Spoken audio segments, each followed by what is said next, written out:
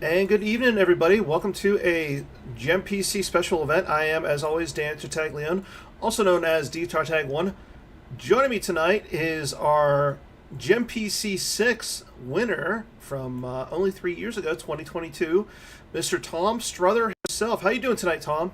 I'm doing well, Dan. Thank you for joining us tonight, everybody. So tonight we have the finals of the 2025 GEMPC. It is our 1 seed Matt Harrison-Trainor versus the 7 seed Chris Gogolen. Both of these guys have won the event. We know that the deck lists are already posted. So if you're curious to see what those are on the forums. Matt Harrison-Trainor is going to be playing IE for Dark Side, and then for Light Side he's going to be playing Luke Saga. Chris going with TTO for Dark Side, and then Luke Saga as well for Light Side. What are your thoughts, Tom? Oh, it's gonna be interesting. I'm not super familiar with the with Imperial Entanglements versus the new Luke Saga. Closest comparison I have from my experience is the pre-errata Hitko versus Imperial Entanglements. Remember Mm-hmm. Ryan Jellison playing that matchup a lot in the OCS, and that matchup was very even. So I'm very curious to see how the updated Imperial Entanglements goes to the successor to He Is the Chosen One. And with TTO and Luke Saga, we saw a what might be a very similar matchup in the semifinals between Chris Gogolen and Greg Shaw. That Chris Gogolen was able to uh, that Chris Gogolen was able to win.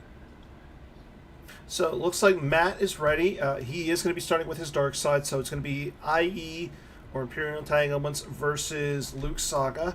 Right now, we're just waiting on word from Chris Gogolen. Looks like Chris is ready as well, so let's go ahead and hop on over into GEMP. Matt has posted it again, and he is going to be playing with his Dark Side first.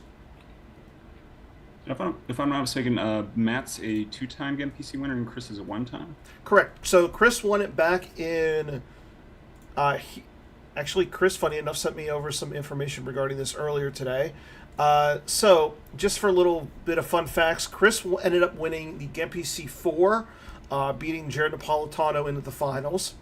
Matt ended up winning GEMPC 6 against Mike Kessling. Matt won it in 2 years later, again, also against Mike Kessling. Oh, poor Mike. Yeah, and I think, didn't you win Always, it? always a bridesmaid. You won GEMPC 7 also against Mike Kessling. So Yes, I did. Mike, he went to the finals 3 times in a row. That hurts. Yeah, going on a Buffalo Bills style run there.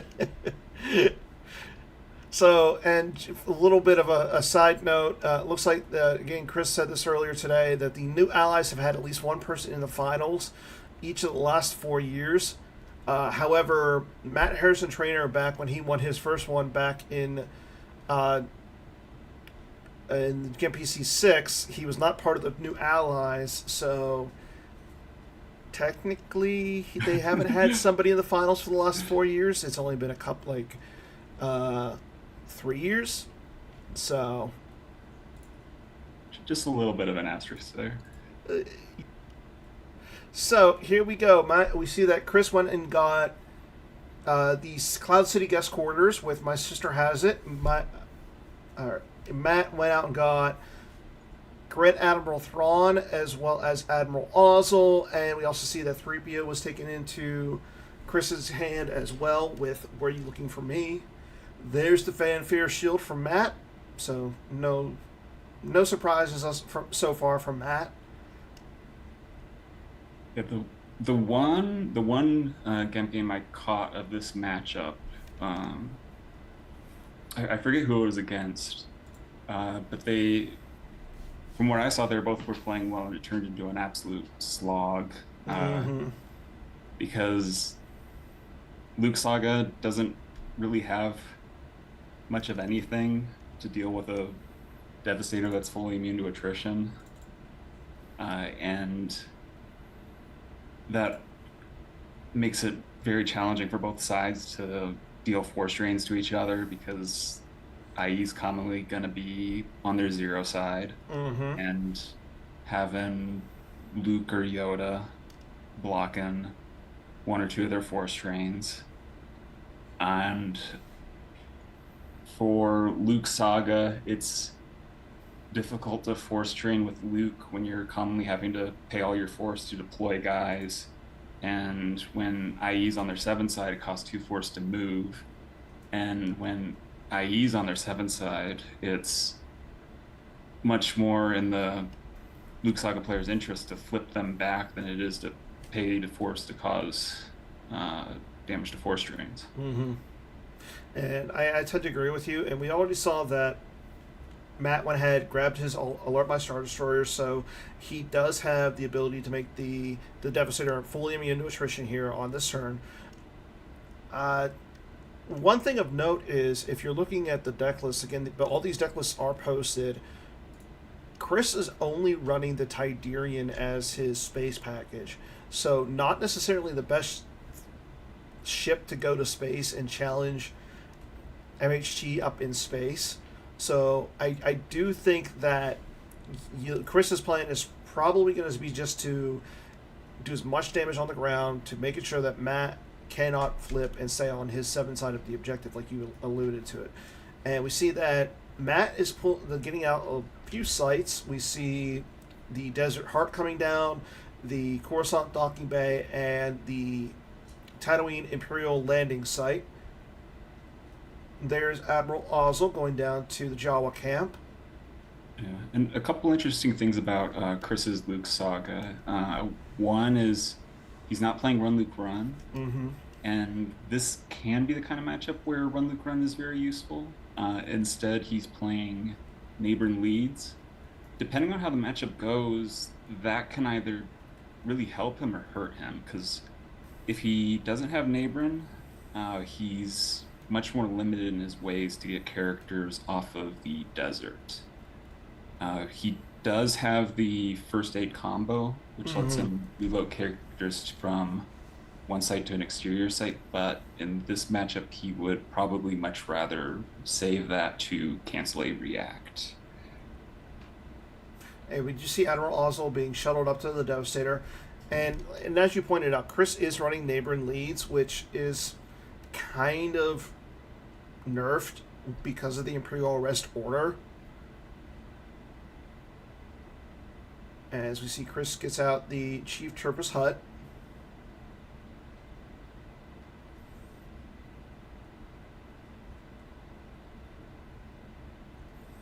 And he'll use Cunning Warrior, but he misses the pull for the Cloud City Corridor.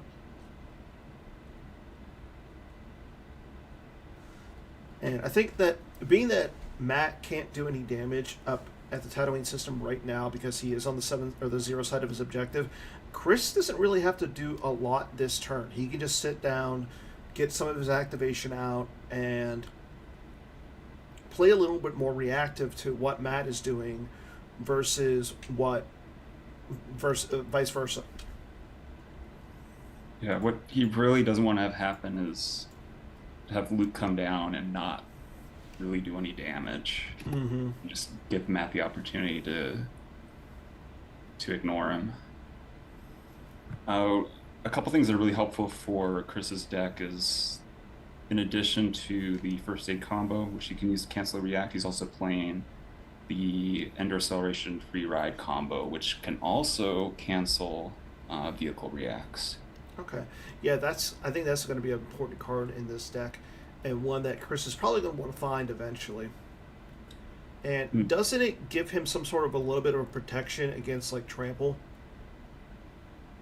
No, that one protects against Force Lightning. He also, but he is playing Perimeter Scan, which can cancel trample. As we see 3PO coming down to the Chief Trooper's Hut. Oh, 3PO is huge for this matchup. Because if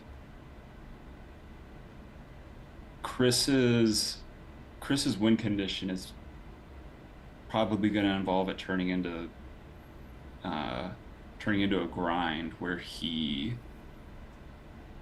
basically wears Matt down through where his damage race is basically trades through battles where he battles with Yoda, clears 1 or 2 guys, Yoda stays, or he battles with a Skywalker, he loses Leia, maybe he clears a couple guys, loses Leia, but also retrieves someone for battling.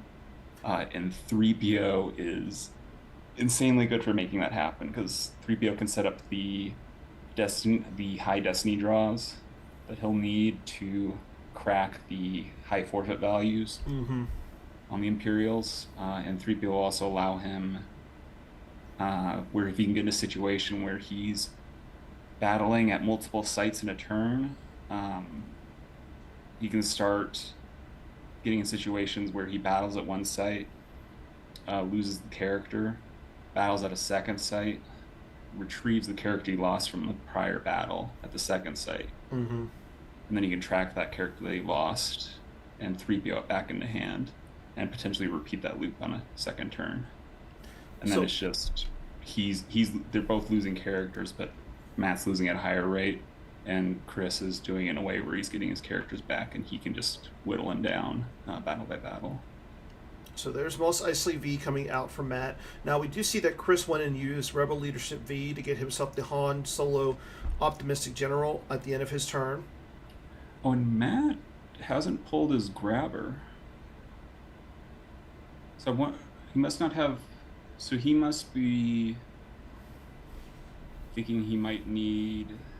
Yeah, I guess he doesn't have another shield puller, and he's thinking he might need the retrieval shield, battle order, and Mm-hmm. Resistance. And interesting enough, Chris does not have his aim high shield out. We do know that if Matt does eventually flip to the 7th side of his objective, he can start retrieving some of those Imperial stormtroopers with his objective. But I don't mind that from Chris because he doesn't have his goal is again to keep Matt on the 0 side of his objective. If he's on the 7th side, yeah, he'll probably will end up pulling the aim high. But at this point, he really just wants to keep Matt on that 0 side and not necessarily doing a lot of damage.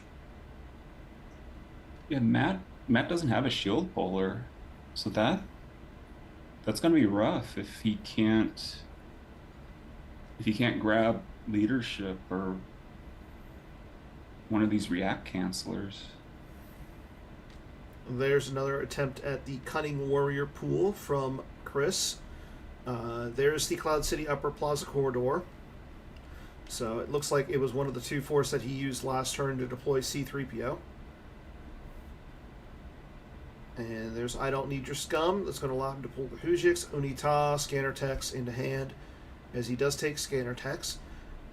Now we do see that Matt saved 8 cards in his force pile last turn, so he's going to have 20 cards to work with next turn.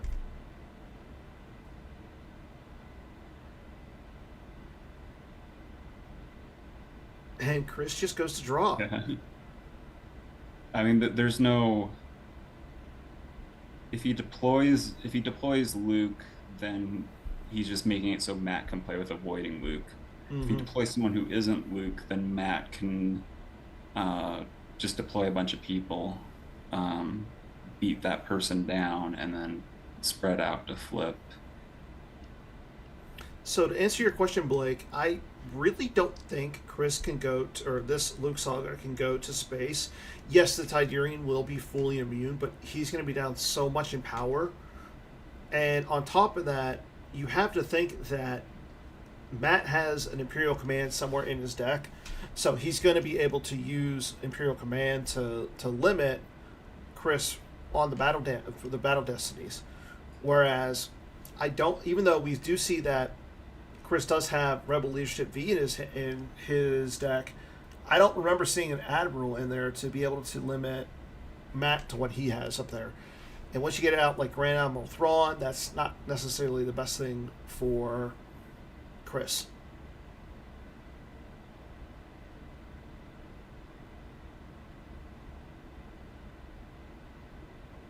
As we do see that Chris just draws some cards and passes on over to Matt.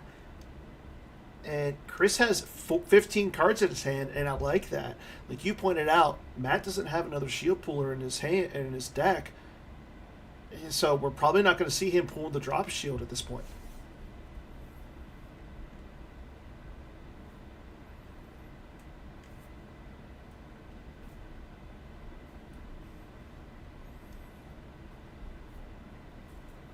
As we see, Matt uses Imperial Entanglements to go attempt to pull Battle Around Sight, but misses. Chris does get a free verify.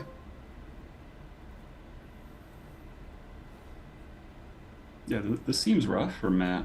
Chris is doing this exactly how he should. I guess I don't know what Matt's gonna do. He's probably gonna flip and hope for the best.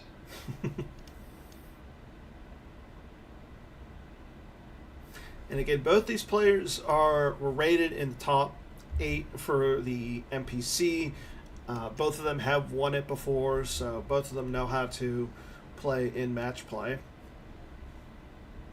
What's a little rough for Matt is he sort of does need to put he does need to put somebody. I thought he was going to go with Thrawn, but he can't leave Ozzel by himself because the Ozzel can get cleared just with Tydirium and a bunch of Destiny adders from power. Oh, okay, he's going to wait. Yeah, as we see the Emperor Shuttle and Emperor Palpatine both going down to Tatooine. I mean, now both of those ships are fully immune, and he's getting multiple Destiny up there.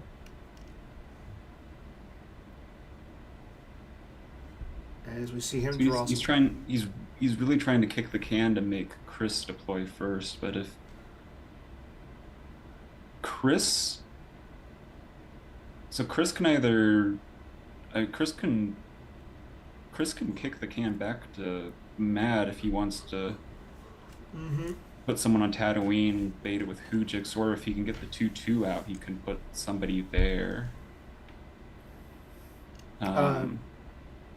These are both the same decks that they played in the top 8, so both players know what each other is playing.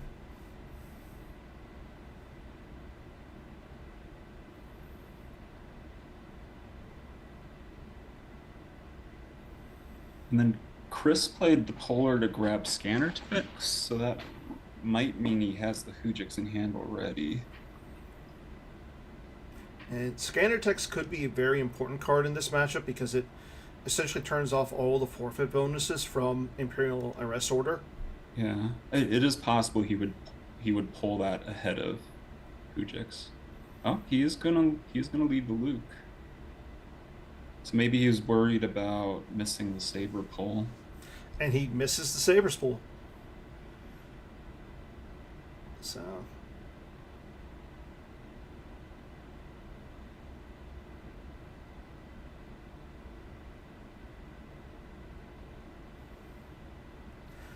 But it looks like he had it in his.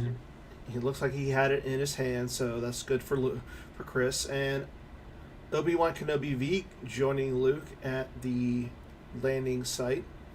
Okay, so he must not have had the Hoojix in hand.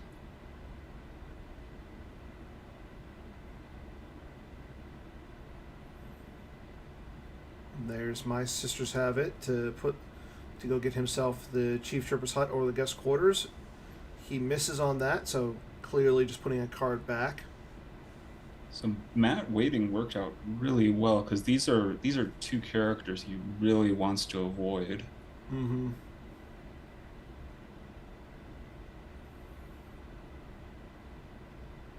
Because like what we saw with how Jeff was handling Luke Saga with his Force Lightning Ender Ops, Matt can do a very similar thing because he has sneak attack, a bunch of 6s in his deck, and then he has access to trample and choke vaders. So if he gets, by putting Chris in a situation where if he wants to attack with a weapon, he has to use the ability for Princess Leia, he's putting Chris in a position where if he wants to attack with weapon, he's weak to her getting strangled or trampled. As we do move on over into Matt's turn, he activates. He's got 4 Force in his reserve deck at this point, so he's got a lot of forces to work with. So let's see what he's going to do.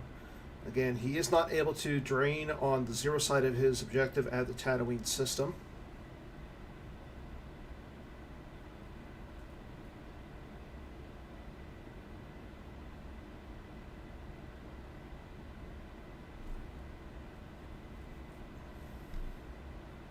So what's the backstory with Imperial Entanglements? Is this deck basically been off the radar until this event?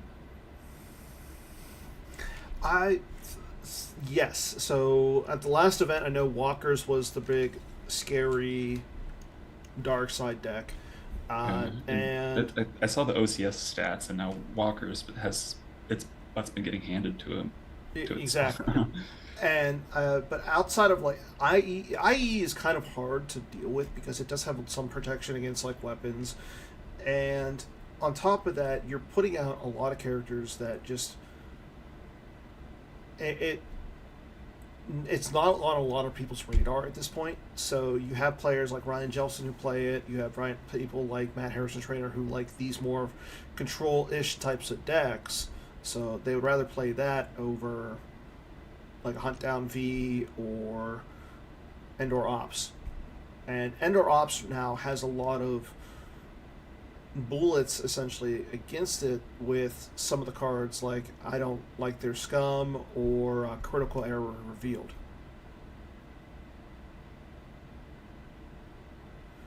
As we see, there's Kirkanos. He's going to take him Mir Min out. Min, who will be able to get him a shield pool. Oh, he missed that when I was looking at his deck list. Oh no, that was a mistake. I switched his deck over. I was taking his deck list off of the forums, and I was making a GEMP list out of it, and I just missed Min when I was copying it over.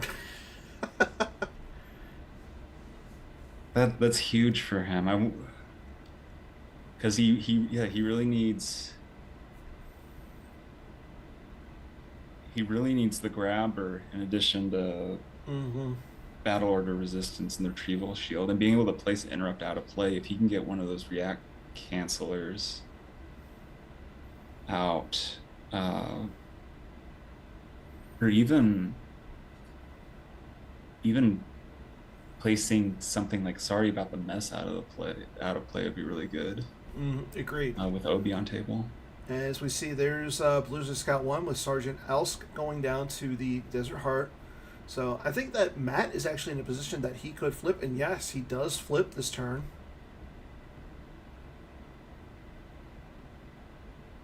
As Sergeant Barrick joins Corporal Misk at the Jawa camp. This is getting a lot of IE's better characters on table. Barrick and Kirkanos are two of the better characters that he would like to use offensively. As we see Corporal Obrick going down, and that's going to allow him to take a speeder bike or battleground out of his use pile. And he does take the speeder bike, so there's Corporal Obrick with a speeder bike. Talon John, no, there is no Run Luke Run in Chris's game text, or in his game text, his deck list. As we see, there's the grabber, the battle order, and the resistance shield all on the table. And Seeker Plans, so he's got all 5 shields out.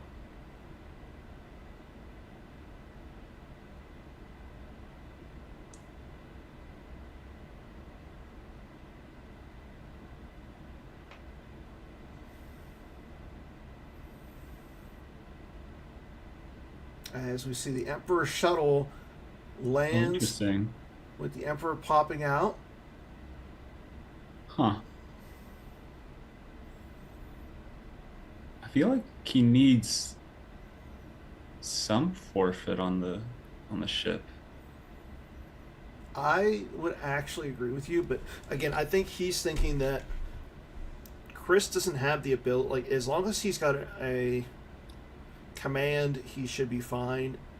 Chris could play My Sister Has It so that Battle Destinies aren't limited up there. We did allude to that fact earlier, but I guess that's tough. I think he would rather just lose cards than Admiral Ozzel, because if he loses Ozzel, the Devastator loses his full immunity. Yeah, he's gonna lose. He would lose space if he loses immunity. Mm-hmm. I guess if he doesn't land Emperor, because that's Elsic on the Walker, and that's only 3 ability. So if Chris battles into the Walker and can cancel the speeder bike's react, he doesn't draw. But I don't remember if he pulled Gick or not. I haven't Uh, seen him pull it yet. As we see Matt just go to draw. I don't know. I mean, he can walk one of the others. Yeah, I don't know. Because whatever site Elsic is at is really weak. If he switches Elsic with one of the other speeder bike pilots so that Blizzard Scout can draw, Mm-hmm. um, then the speeder bike site, which should be Elsic and 2 other scouts, is really weak to Sorry About the Mess, and a react canceller on stopping Blizzard Scout from moving over. Yeah, John's right about control tunnel vision. It's kind of it's a control tunnel vision is a rough card to play in Luke Saga because you already have Jedi's focus as Mm-hmm. like Destiny 4 tunnel vision. So if you're playing control tunnel vision, it's only for sense cancel and canceling alert my Star Destroyer. Otherwise, you'd rather have Jedi's focus. But I mean, um, when I was last playing this game, I was playing Luke Saga, and I put control tunnel vision in for this exact matchup because um, like I was playing wild card with the yeah, AOBS is another good one. Um, but when I was last playing Trooper IE, it was pretty common, and I was having a little bit of trouble with it. It was definitely a lot easier when you could just kill Devastator. Mm-hmm. So we do see that Chris does drain at the landing site. Matt loses Corporal Avarik and a Mess will remove an Endor occupation, both from his hand. Again, that drain is capped at 2 because of the resistance shield. And he puts a card back with like my father before me. Interesting to see that Matt has 5 cards saved in his force pile as we see Han Solo, Optimus, and General go down to the Jawa camp. Now he can reveal the top 2 cards, take one into hand, and he will take he's got a Jedi's Focus and I Don't Like Sand. Probably going to see the Jedi's Focus here.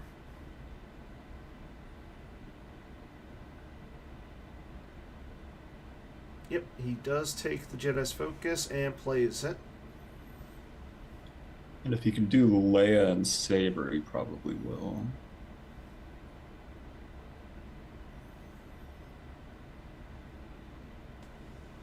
Then he still has to contend with the Blizzard Scout 1 React. Yeah. He's got Lando Calrissian Scoundrel. There's a safe Betty. Well, so there's kind of 2 modes of thinking here. You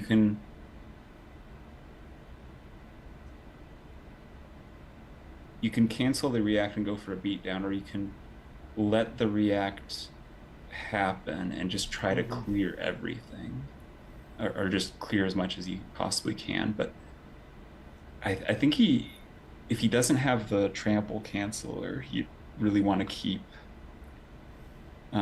Blizzard Scout out of the battle. Mm-hmm. And there's Scanner Text and Captain Harrison-Trainor. So there's 3 Destiny there for Chris. So Scanner Tech's going to come into play. There's the Draw Their Fire.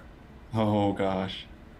With 3PO out and having only 10 cards in reserve, this Jedi's focus is in a spot where he can 3PO it into hand next turn.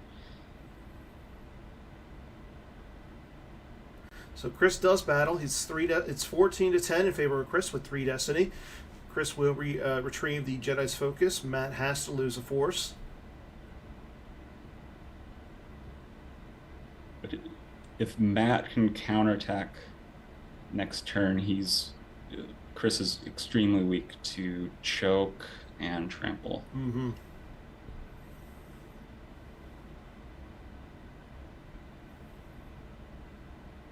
Yeah, Matt's taking his time thinking about when he wants to lose here.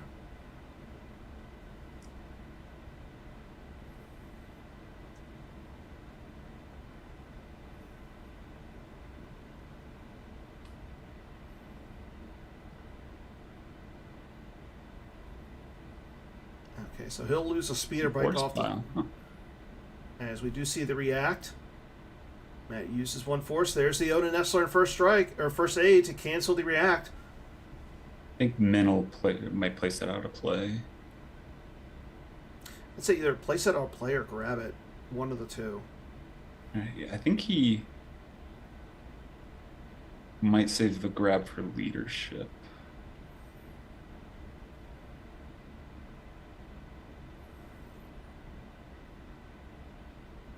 Action is still on Matt here. Yeah, he's probably thinking about Min.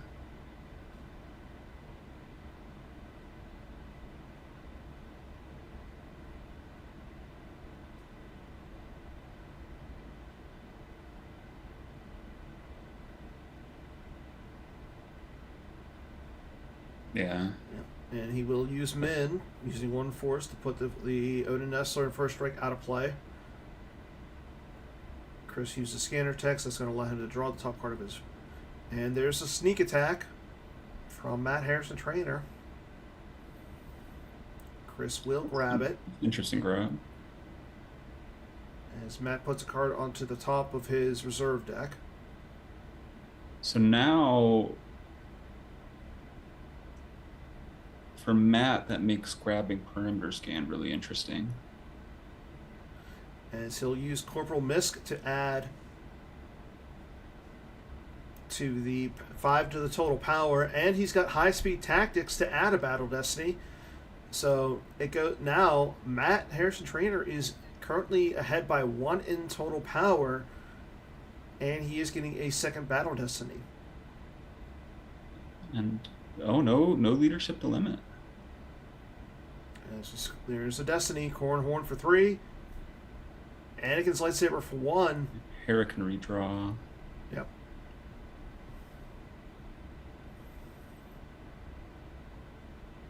Oh, Luke's no. lightsaber for 1. Oh, jeez. And Barrick's going to reduce. And Fly Casual for 6, so it's 10. So Chris has 24 in power. As Matt draws a 6 for his first Destiny.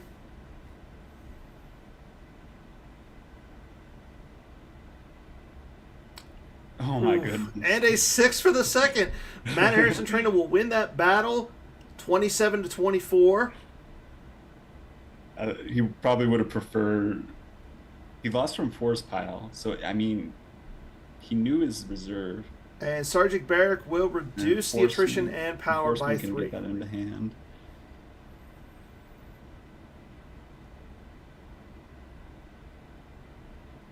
Because I think enforcement works on that too. So for Destiny, yeah, once per turn, if you drew a character for Destiny, you may take it into hand to cancel and redraw. So it is any Destiny. So as we do see Matt use enforcement, getting into hand and draws a 1.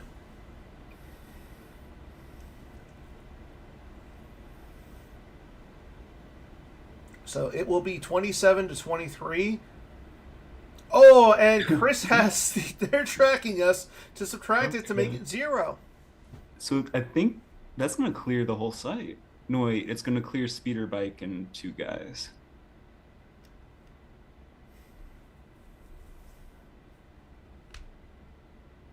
Getting the Speeder Bike helps, though, if there's another high-speed tactics in here. Mm-hmm. Because I think Speeder Bike's 4. Oh, no, it's only 3. Yeah, that clears the site, yeah. Wow. Now, if you're Chris, do you move Luke and Obi in front of Kyrkanos and Min? He wouldn't have... He'd have to... I don't know if he used I think you already used like my father before me. It Hmm. costs 2 to force to move right now, so Oh, that's correct. Yeah, you're right. he could cycle Lando for the maintenance cost if he's worried about him getting battled.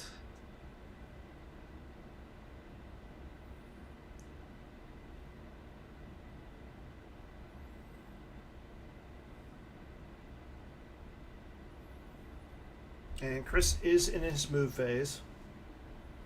As we do see him move Luke over in front of Min and Kirkanos. So that does flip Matt back. So now he can move Obi-Wan over for 1. But he will not do that. He'll go to his... And he'll use the 1 to keep Lando around. It's possible he had the leadership, but he wanted to save it in case Obi got attacked here. Mm-hmm. So now Matt is only going to be able to... He's only going to drain for 1 this turn because he is flipped.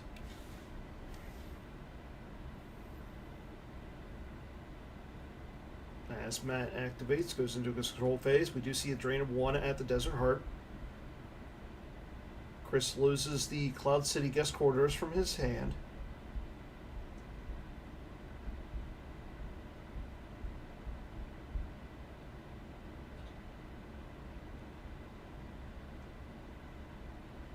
I do feel like Chris should be pulling the aim high shield here during the deploy phase, obviously, because I do feel like you said either Lando or Obi-Wan could get battled into this turn. Yeah.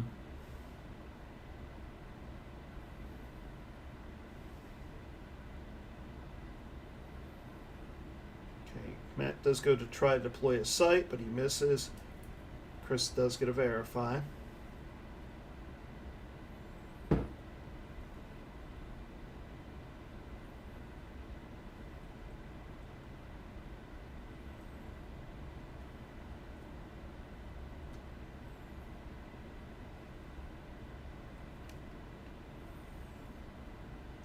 Still into MHT's deploy phase, so let's see what he's going to do here. And so 2 speeder bikes have been lost, and there's only 1 left in the deck, which is very good for which is very good for Chris. As we see, there's a Darth Vader, Dark Lord of the Sith, going down in front of Lando.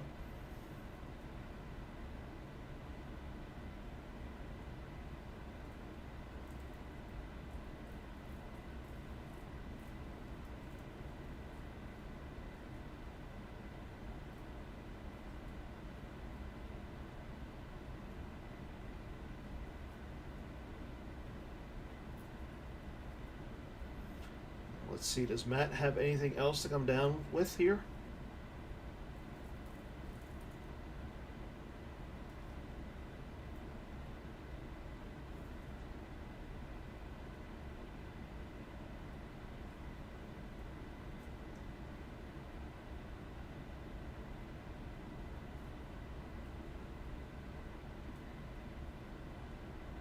And Chris pointing out that he would like to deploy a shield if Matt's not going to deploy anything else.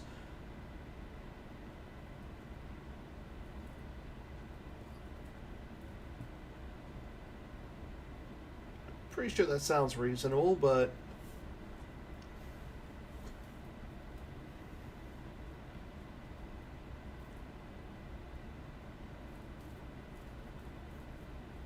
action still is on Matt here.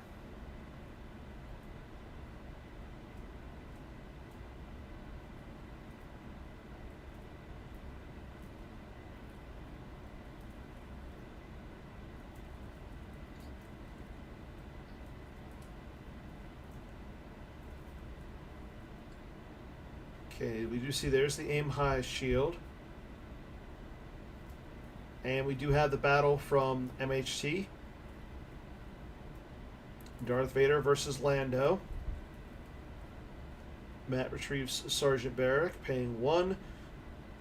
And Chris will lose the Cloud City lower corridor from his hand. Vader predictably goes to choke Lando, draws a 3. That's not going to choke Lando. I mean, he could take it into hand with the Imperial Entanglement, once he does. Oh. And he draws a 2. Oh no. Chris might not crack the immunity. There are decent odds. There are a lot of Destiny 5 plus cards, but as Matt draws the a odds 2. are closer to 50-50 than they are to 0. And he draws the 5. Got it.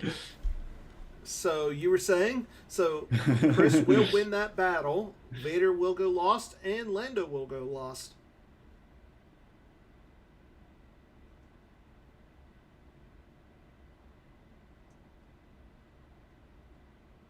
And based on the board position, Matt cannot flip this turn. But he will move Kyrkanos and Min away from Luke.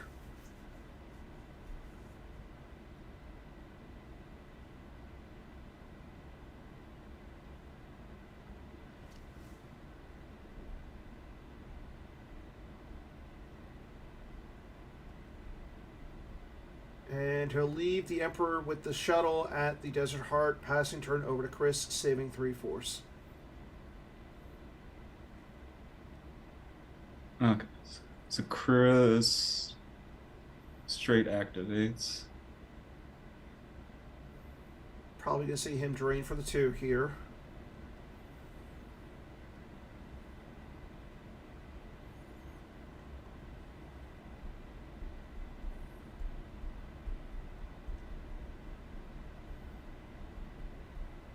He had from Destiny's, there's the Anakin Saber and Jedi's Focus that he could have 3PO'd into. Okay, so he does 3PO in his control phase there.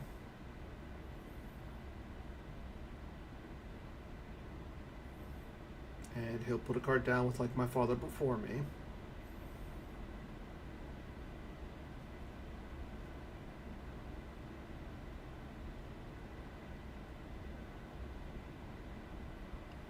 Okay, it does drain. Drains for 2. Again, it is capped at 2 because of the resistance shield. As we see, Matt loses Sneak Attack and Grand Moff Tarkin. Sneak Attack from hand, Tarkin from the top of the reserve deck.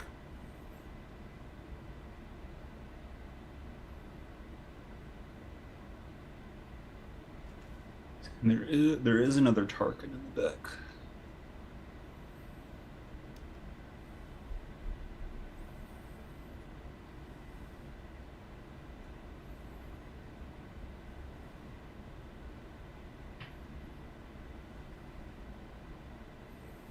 As he will grab Uni Ta to take Lando back into his hand.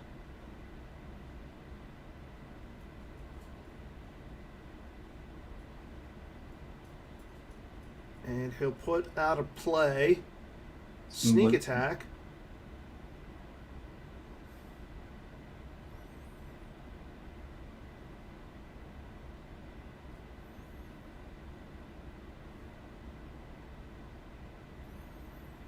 As we see him exchange 2 cards with his... Oh, probably Hera?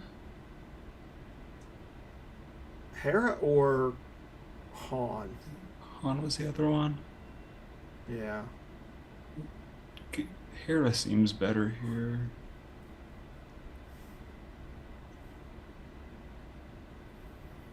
And so lose my sister. Okay. And I don't like saying to grab Han Solo up to Domestic General as Han comes down. I mean, the one nice thing about Han is it's going to get him another card into hand. Yeah.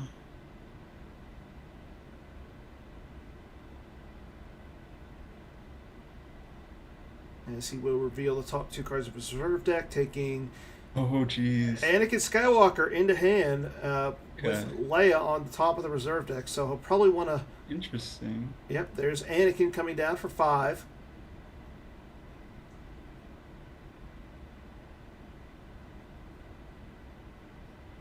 Fortunately, Chris does not have a way to fish the lightsaber out of his reserve deck at this time. I wonder why he hasn't gone for any Destiny adders here. As there's an Imperial barrier onto the Anakin. Oh, maybe he was expecting a barrier, so he's holding on to the Destiny adders. Oh, he does have a way of getting the lightsaber. I'm sorry. He has a Cunning Warrior. So he does miss the pool. There, there's two lightsabers in the deck. One was definitely in his force pile. Mm-hmm. And I'm thinking that's the Anakin's at this point. The Luke's probably is still in his reserve deck. Oh, right, yeah. So people usually do two Luke's, one Anakin's lightsaber.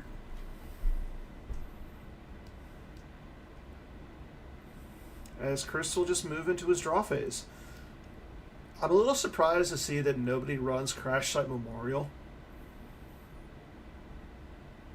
I mean, people run Blaster Rack in Hunt Down V. Why not run Crash Site Memorial? Yeah, Crash the Memorial is a really good card, as long as you don't run to Cold Feet. True. But I don't know with Luke Saga. That's if people are running Cold Feet to stop Crash Site Memorial, then they're probably not running Turn It Off for Lando. So you're kind of coming out ahead one way or the other.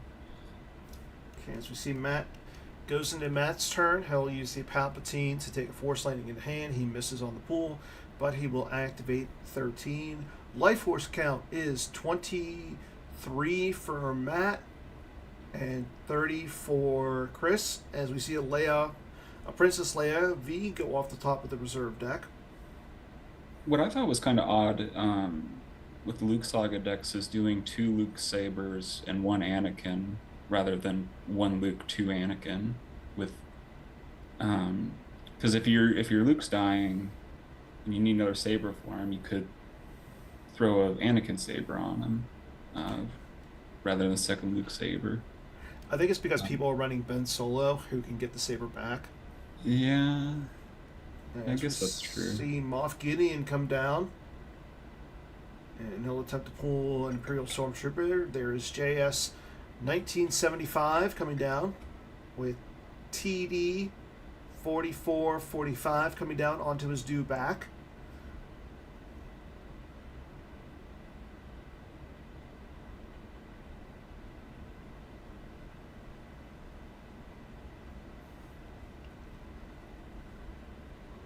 Is Cold Feet immune to sense when it's stopping a card from being removed from your lost pile?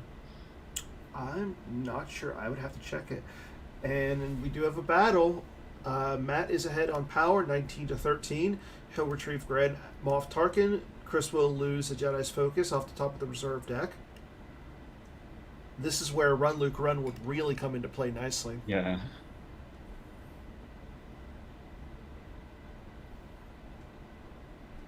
Go to Battle Destiny.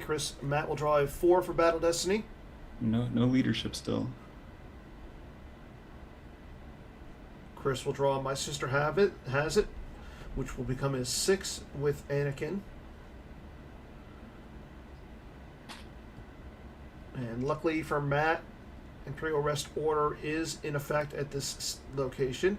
As we see Moff Gideon go lost for Matt. Probably Han Solo here for Chris. Yeah.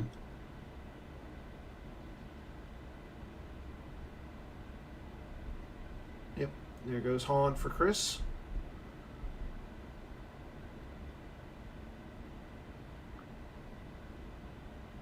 Chris should be able to pull Anakin's saber if he stays in front of him. Mm-hmm. I'm not really sure if you're Matt where you can run to. Yes, the Dewback can run. The Dewback can run to the Jawa camp, but nobody else can really move. Like they either move to the Desert Heart or they move in front of Luke. And what's rough for Matt is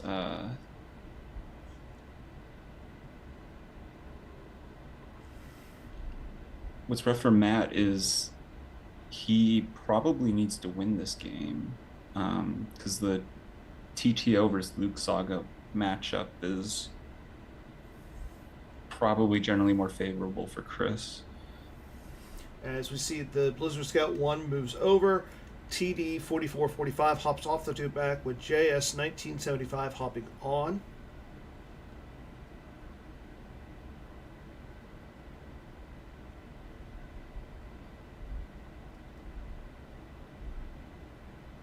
Yeah, that's one thing that this Imperial this one thing this Imperial Entanglement deck does is it will put a lot of cards on table because you're playing cards like these little stormtroopers that you need multiple of them on the table to draw destiny, to work together. So you're kind of at a disadvantage for that. Whereas with light side, you have characters that with like Luke Skywalker, Jedi Knight, who just are able to hold a site by themselves for most of the entire game.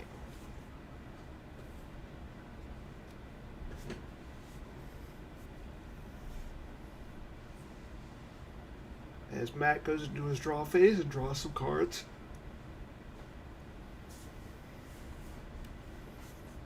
Matt might be able to find some of the better characters. There's still Tarkin, another Choke Vader. I forget exactly where the other Choke Vader was in the deck from the draw. It might be.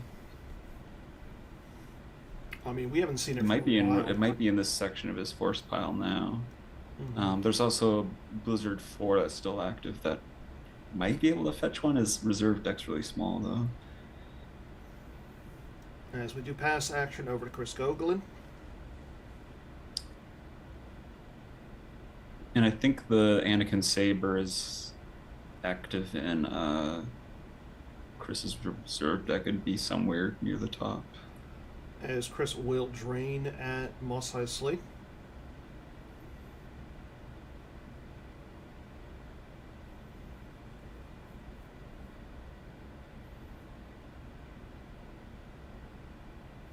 As we see, there's another speeder bike going lost, as well as an Emperor Palpatine from hand.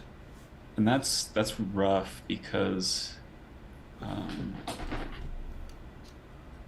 just having speeder bikes on table is important for this IE to play, accelerate the Destiny 6 use interrupt to cycle those as Destiny's a track for trample. And there's the Anakin's lightsaber with Lando Calrissian Scoundrel both coming down this turn. With a small hand, this Lando might be really weak to trample. Chris is playing They're Tracking Us, and we've seen Matt's Destiny average either be very lackluster or Destiny 6. Clash Saber on to JS 1975. Okay.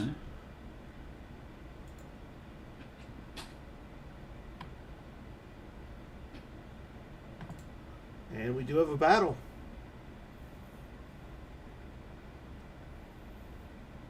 Chris will retrieve Clash of Sabers.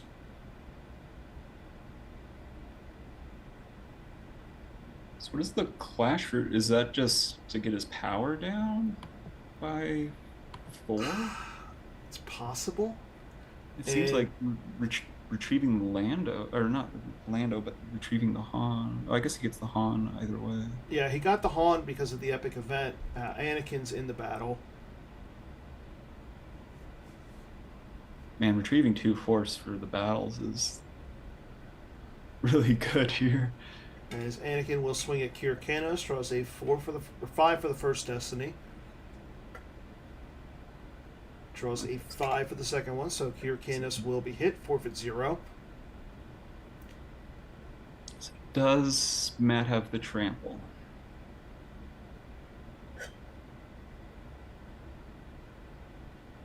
There's the trample. And it's protected by Kir Kanos from perimeter scan.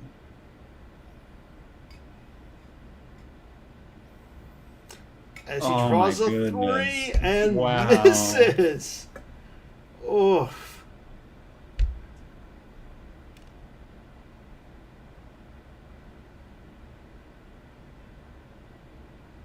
Matt draws a 5, or I'm sorry, Chris draws a 5 for his first Destiny. And a Oh, 7 jeez, for good his second lord. one. Now, one good thing for Matt is because scanner text is all the way over at the Jawa camp, he'll still have those forfeit value on the characters of ability less than 3, but he is down by 6 in total power as we see Lando go away for attrition. Oh, the clash was to get rid of Elsek. Otherwise, Elsek would be able to cover all this. Well, no, L6 on the speeder or the walker. But JS 1975 is on yeah, the but dewback. with JS being clashed, Elsek no Oh longer yeah, covers all yeah. of it. So now,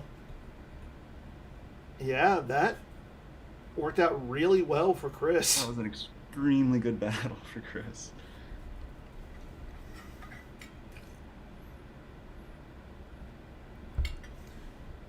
As we see Kyrkanos, Min, TD 4445, and Sergeant Elsic all go to the lost pile for Matt. Chris loses just Lando Calrissian.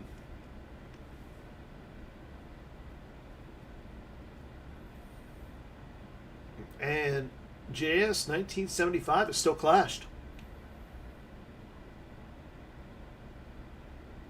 It's the block that blocks the drain, but this is Chris doesn't care. This is a situation where Matt needs to clear him.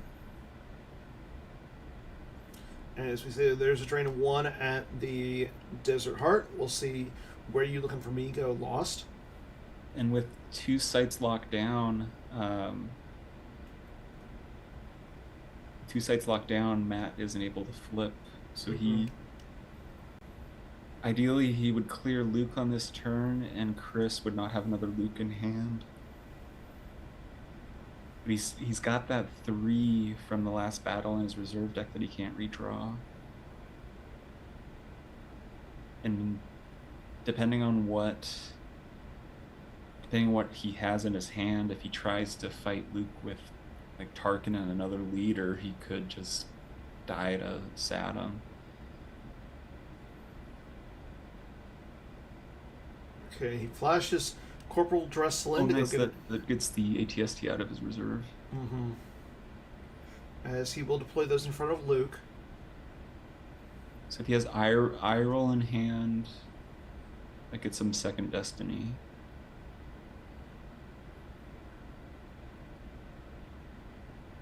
Like, he's got to move the Blizzard Scout 1.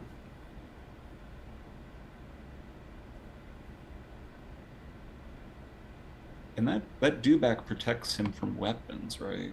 No, that's the other trooper. Okay. That's the one he lost TD 4445.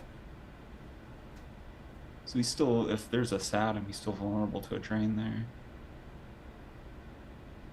And a Saddam is, Well, sorry about the mess, is even more likely out of Luke's Saga here, because if he has a Jedi's focus in hand, then he just needs, sorry about the mess, in his force pile. well, no, the Blizzard Scout 1 still has ability. It's just ability of 2. No, if he moves Blizzard Scout. Oh, if he moves okay. it, yes. Now, the dewback has ability of 1/4. How does that work with? Because don't you need I don't like remember. at least 1 or something, or half? I don't remember. I don't remember the As we rules. see Sergeant Iroh hop onto the Tempest Scout 2. Okay, so that's 2 battle destinies, and he knows what his draws are.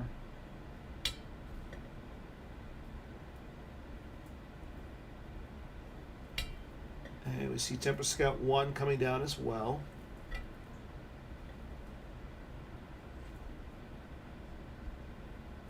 Most likely as forfeit fodder. So Matt does battle. He will retrieve Kyrkanos. Chris will lose I don't need their scum either.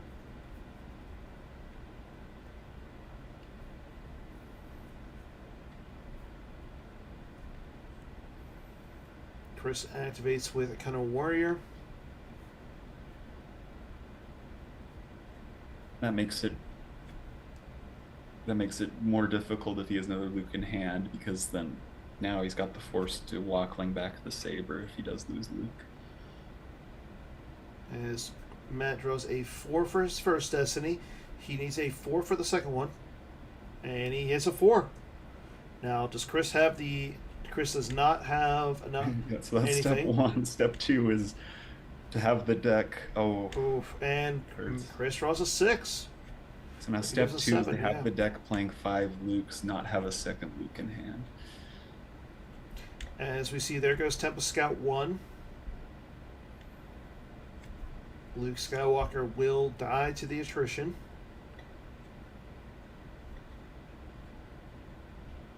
As he puts Luke on top and then the Luke Saber.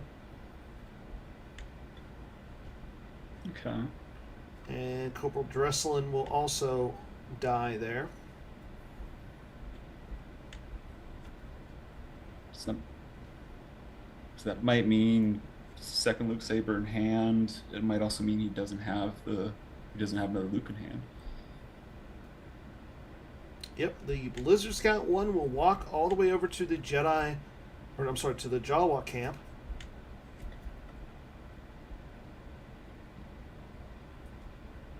And we do see that Matt's going for it. Yeah, Matt flipped. He's got to. I mean, he knows what the next matchup is. He's got to take risks. And I think if this pays off, this shows the paying to drain hurting Chris, in my opinion, because it's 4 damage versus 6 more cards in hand. And we've already said it. Chris can't battle the JS 1975 here. So he knows that he's safe from the battle there. As we see, Chris uses Rebel leadership to go get Han Solo, Optimistic General.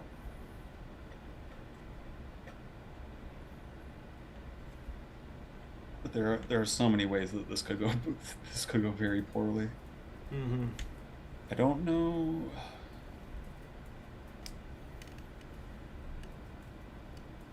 Oh, he does pay. Okay. As we see, Matt does retrieve Corporal Dresselin.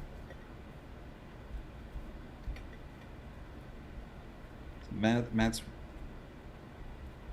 riding the wires close as he possibly can here.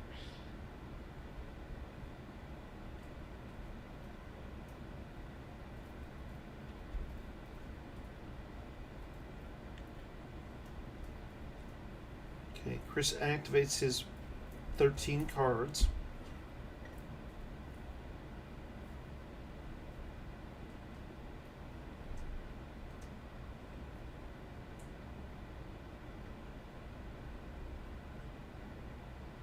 And he'll use 3PO in his activate phase here.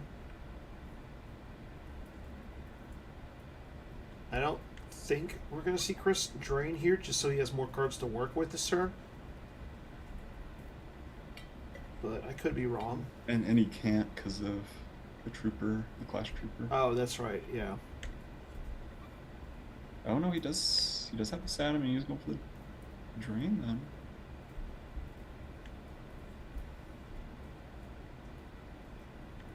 I mean, the Trooper's going to be hit. So that...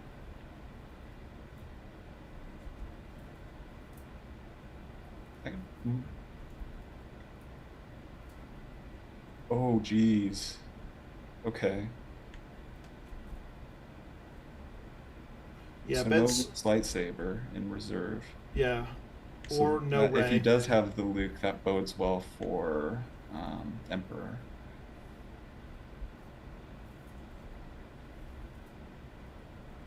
So yeah, I guess. Well, so in my opinion, paying to drain might hurt Chris's ability to win this game by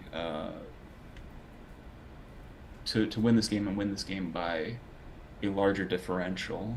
But knowing their other matchup, that might also just if he wins this matchup by any differential, um,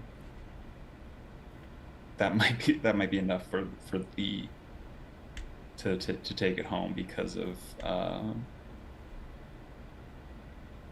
well he likes TTO into Luke Saga. As you see, Luke Skywalker Ooh. and Padme both coming down in front of the Blizzard Scout 1. And this is with Scanner Tech he battles for free, so he'll be able to pay for the retrieval, and he'll get to activate another one for the battle. Mm-hmm. And he could put a card down with, like my father, to retrieve both the cards. But no, he's just going to pay. He'll battle for free.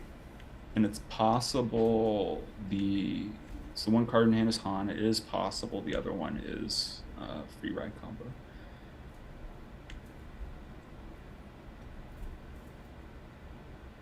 Even if it's not, being that he's getting a Destiny and he's getting a Battle Destiny and he's getting a Destiny to attrition, I think he just lets the Walker come over. Yeah.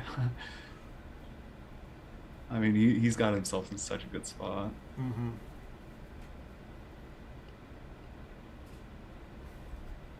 I mean, he built his deck so well for this kind of matchup with Draw Their Fire and 3PO.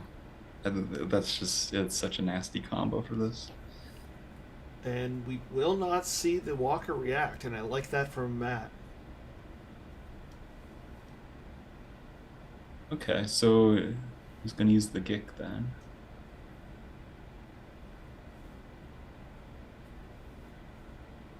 As we see Padme add a Destiny to attrition, there's the one. He does activate one. And this won't flip him back because he needs No. to control more sites. Mm-hmm. Yeah, he can't move this turn, so he won't be able to flip Matt back.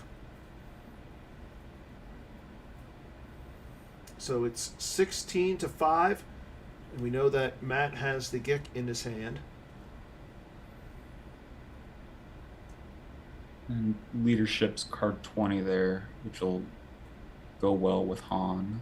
Mm-hmm.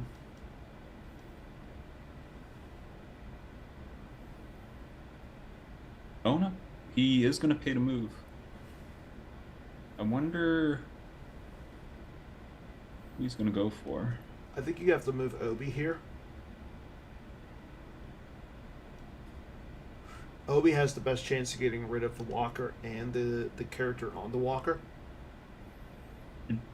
Yeah, it might be Anakin in front of Emperor too. Oh, you nailed it.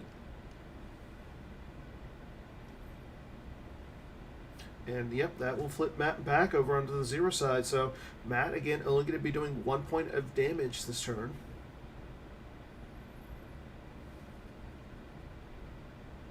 And he retrieved a sorry about the mess, which I'm not sure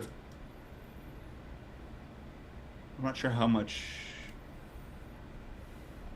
tracking Chris is doing here, but if he is, it makes it really hard. It makes it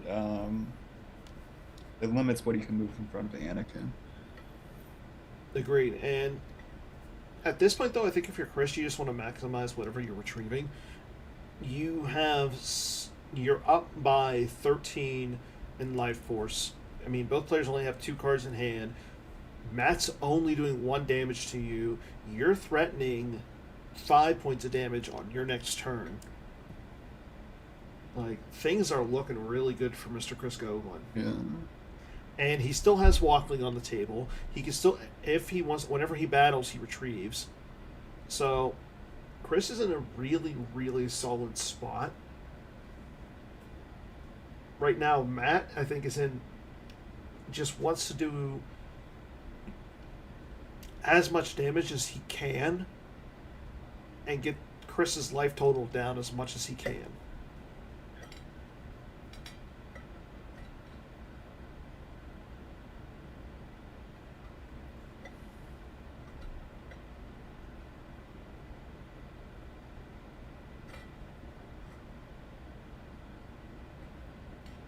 are still in Matt's activate phase. He activates all 13 force after using the Emperor to look at the Destiny. There's the Drain of 1 at the Desert Heart.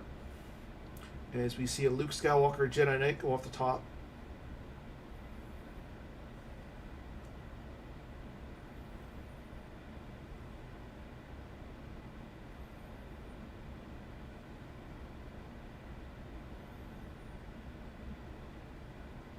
We could know that one card in hand is Han.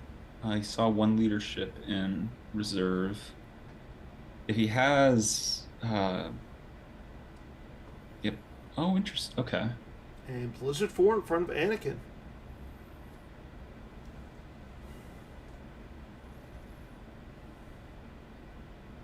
Not bad, not bad. So this tells us that he knows what that card is in his reserve deck, and he knows that it's higher than a 4, or it's a 4 or higher here. Yeah. As we do see him battle, so he'll retrieve 1 with Draw Their Fire. Chris will have to lose a card. As Matt retrieves his Gick. If it's a 5 for his Destiny, I think clearing Obi would be better, because Chris could potentially 3PO the leadership in hand, but yeah, it's a 4, so you definitely have to go for Anakin. Yeah, and the other thing is, if it was a 5, you run the risk of their tracking us. I mean, either way, that's a risk. As we see Anakin go lost, the Saber joining him. He probably blocks Obi. I mean, Obi's already blocked, but yeah, I think you have to do something to. You don't want to have Obi-Wan battle into that little walker here.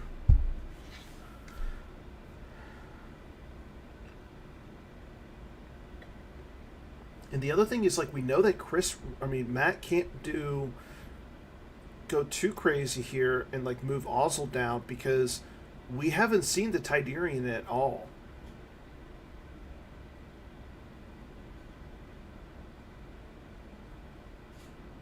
As we see Shiranu move over and hop onto the Blizzard Scout 2. And here, if Chris tracks the leadership, then he's gonna get another really good trade off of that battle. Yeah, exactly.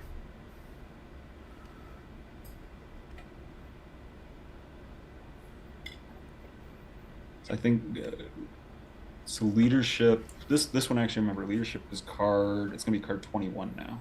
So if he activates 5 and 3POs, he's tracking leadership. Nope, he activates everything. This can get him the leadership. Yeah.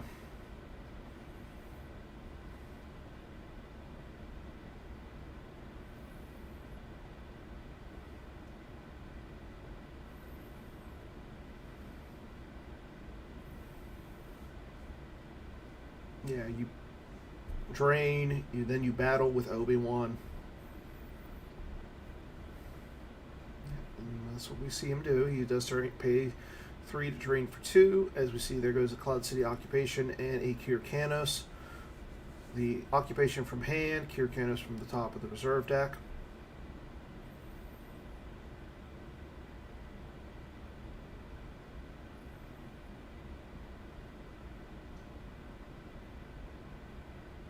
I mean, I wouldn't hate to see Han going down in front of the Blizzard 4 just to battle that one away as well. As we see Han Solo going down with Obi-Wan.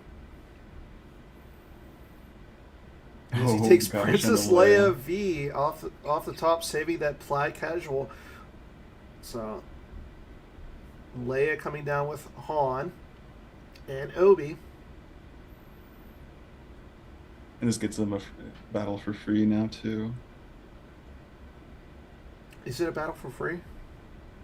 I think, yeah, the Cunning Warriors battle for free wherever you have a Skywalker. So we do see a trample. There's a trample on Han. Boy. So that does get rid of Han. It's still...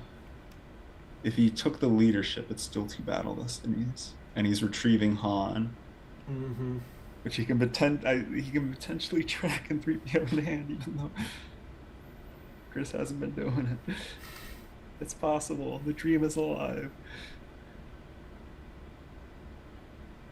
And we do see a Okay, battle so it's probably definitely the leadership. as he does retrieve the Han with the draw their fire. Matt will lose the Gick off the top.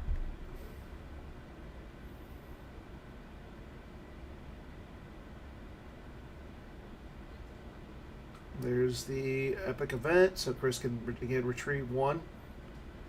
And retrieve the Jedi's focus.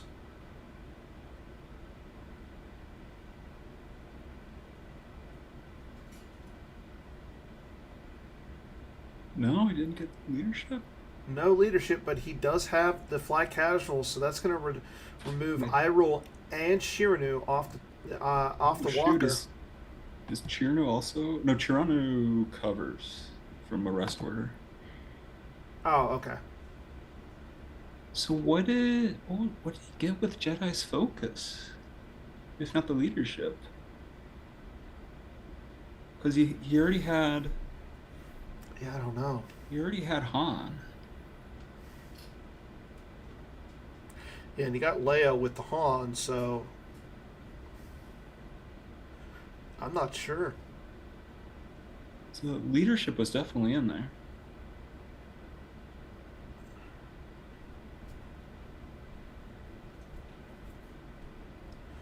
And Chris will pass turn over to Matt.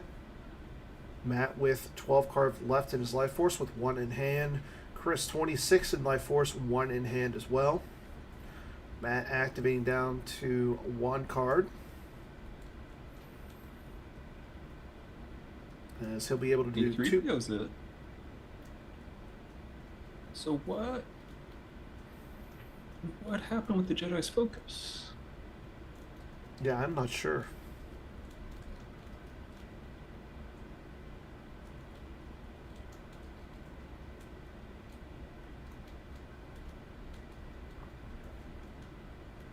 As we do know that, again, Matt's going to be able to do 2 points of damage this turn.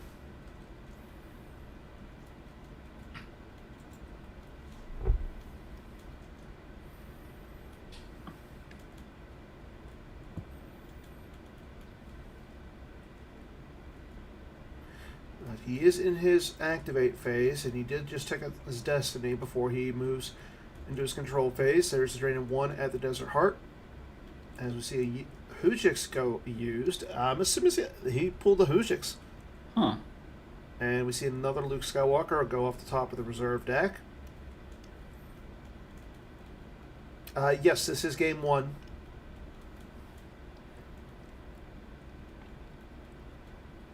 As we have Darth Vader, Dark Lord of the Sith, hopping onto the Tempest Scout 1. That's interesting. And we have a battle. Matt will retrieve 1 with the Draw Their Fire. He retrieves Shiranu. I wonder why he doesn't put him outside. Chris loses free ride combo off the top.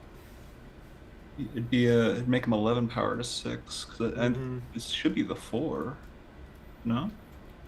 And he'll draw a 2 for Battle Destiny. Oh, and I guess that would have been the destiny he paid for Blizzard 4, so the 4 would have been on top of that. And Chris draws a 4, so it's going to be 10 to 10. Oh, that's unfortunate. And Matt has to lose 4 into attrition. That's eye roll.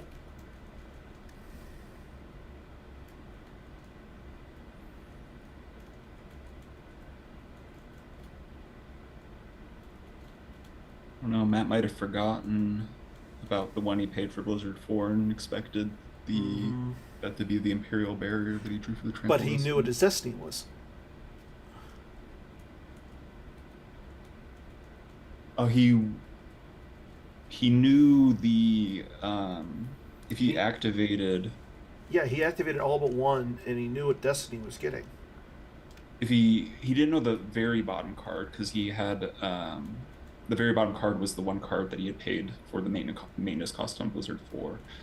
Well, I'm saying he activated 10. Oh, you mean from the Emperor reveal? Yeah, because he activated 10, used the Emperor, and looked at the top, the one card in his reserve deck before he drained. So he knew that was a 2.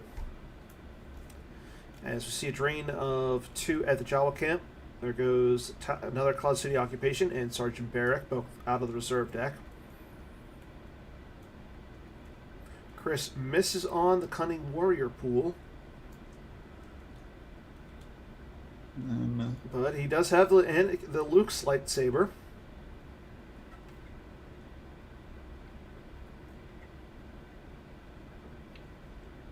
As we see Corran Horn joining Obi-Wan at Mos Eisley.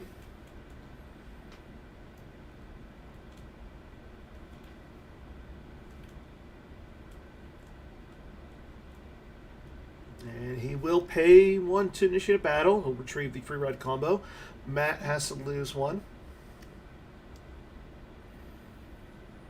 As we'll see him lose Sergeant Barrack from hand. Okay.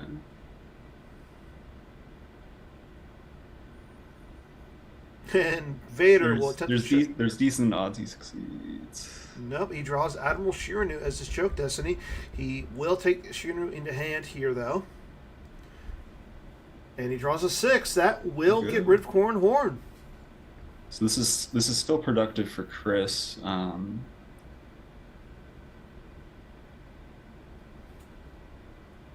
Because he has so much life force, and he doesn't necessarily need to win this matchup. And he'll draw a 5 for destiny. And he might still win, even if. Well, if a lot of things go wrong. He's down by 9 in power, so he'll probably lose the Obi-Wan here. Yeah. And yep, Obi-Wan will go lost. Probably going to see the Blizzard 4 go lost. I wouldn't mind seeing Luke move over in front of the Emperor at this point. Yeah, because Emperor can't move away. I mean, the only thing he could do is... he got the story about the mess back. I have no idea where it is in his deck, though. Mm-hmm. I mean, that's the Luke you want in front of the Emperor at this point. But the thing is, the Emperor can't move. He doesn't do it. I mean, Matt is only doing 2 points of damage with the drains. He will be able to flip back and retrieve a guy. Maybe. Because he has Barrack in hand, so he'll definitely. No, he lost Barrack from hand. Mm-hmm. After, oh no, who's Chiranu? Or he has Shiranu. Yeah, he has Shiranu. Okay, so we see another Luke go lost to the drain at the Desert Heart. Chris will use Walk Lane to retrieve Luke.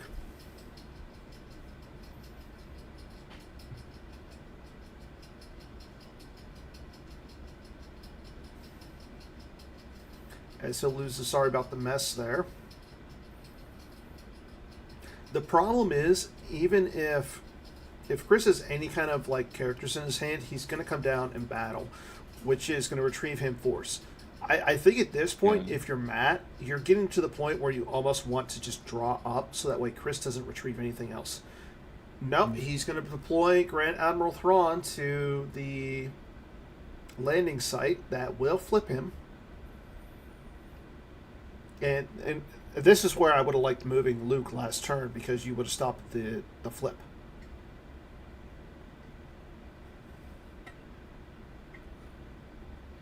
As Blizzard Scout 2 moves over in front of, or moves over with Moff Tarkin.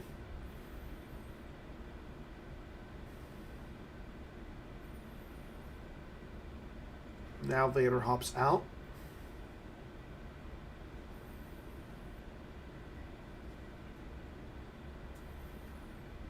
And Vader gets back in. Doing some aerobics. And now Tarkin moves in. And Matt will retrieve 1 with his objective.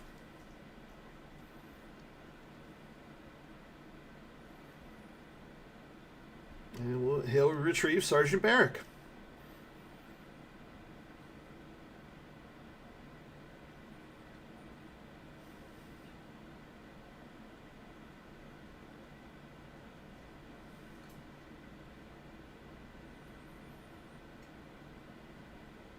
So Chris will activate, and we'll see him drain for 2.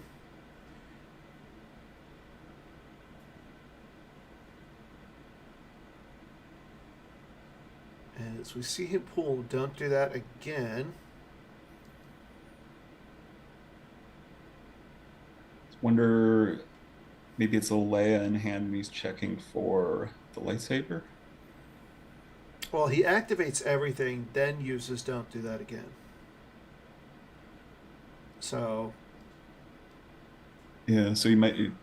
Yeah, what I'm seeing is he might be checking to see if the Yeah. lightsaber's in there. But that's still.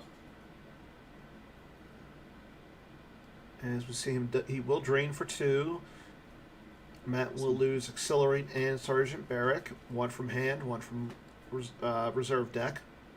So Matt's down to 1 card in hand, and that's. Yeah, I was going to say that's the card you don't want to see is Ben Solo, because Ben now can get it from the lost pile. I wonder if he has free ride combo in hand to cancel the react. Mm-hmm. Because he lost the Hoojix. Yeah, and I think he lost the free ride combo at some point too. I think he got it back from a retrieval. Mm-hmm. And we So see Ray. Ray's going to get it. And what's interesting is Ben is a Skywalker, so he'll be able to battle for free. Now, he's not going to be able to retrieve anything, or he'll retrieve 1 now. So he'll retrieve and cause a point of damage to Matt.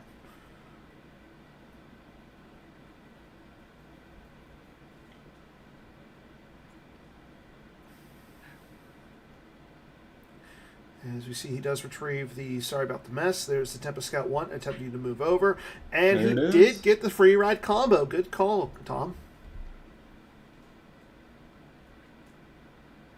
Ben will take a swing at Emperor Palpatine. Draws a 5.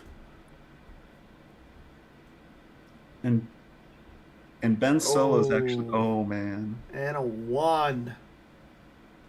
And Ben Solo, with Min placing first ride combo out of play, Ben Solo is actually adding 1 to total battle destiny right now. Oh, he's added 2? Or is it 1? It's just 1. I think it's only interrupts. But Ray's also adding.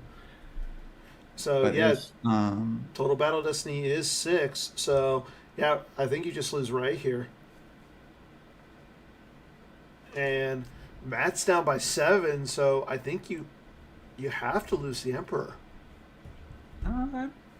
He might. He might lose the shuttle in 2. If he's just trying to, if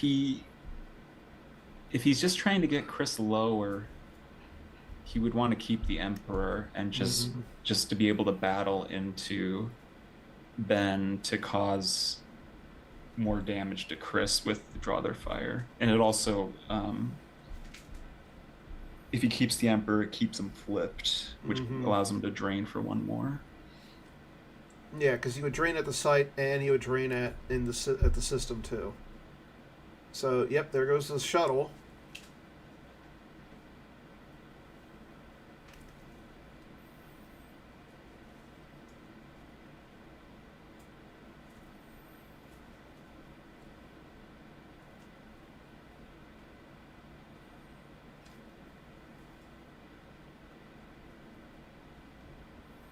As you see, Admiral Shunu and a barrier go lost, and Chris is cursing Han Solo right now, just like Kylo Ren. So Matt down to 5, Chris at 21. I mean, the Emperor is fully immune, so you know that unless Chris hits the Emperor here, like, you know Ben's going lost. And as we see, drain of 1, there goes the Tidarian. And drain for 1 at Tatooine, as we see another Luke Skywalker Jedi Knight go lost. Yeah, this might be the last couple of turns. Oh, definitely. Because it's very possible that Matt peels from this Emperor battle, but he's got to do it just to cause as much damage. Mm-hmm.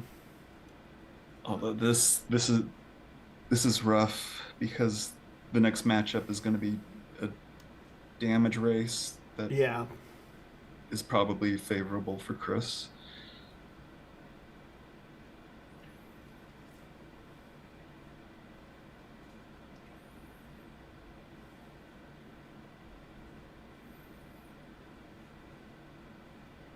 Matt taking a card into hand with his objective. Matt with 4 cards in life force, 1 in hand. Chris 0 in hand, but 19 in his life force. Man, Chris had so many good reads for his light side deck. Oh yeah, and his dark side deck. If you think about it, like Yeah.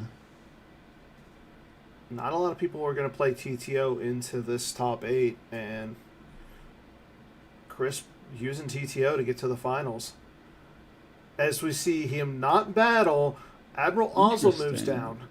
Well, he knows that Chris doesn't have the Tiderian at this point. Oh, and he doesn't have a card in hand to loop the React Canceller.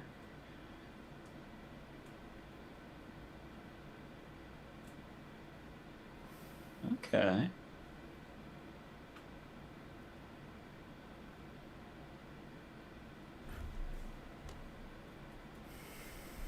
That's still a little problematic because the Ben solo battle is going to get him to retrieve 2. He could shuttle Mm-hmm. Emperor up.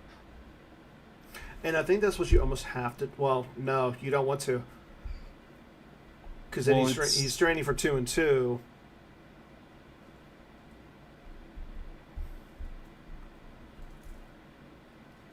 I mean,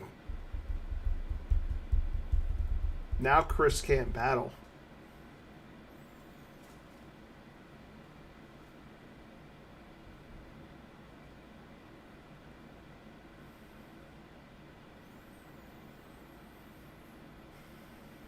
okay.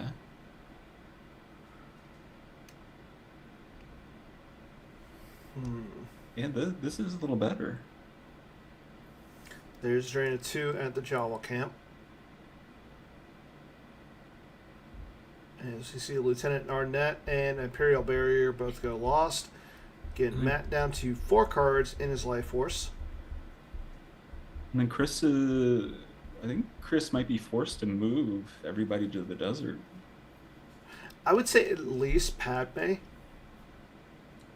Oh yeah, Padme by herself might be enough. I mean, she's fourth at value 7, and on top of that, she blanks Vader's game text.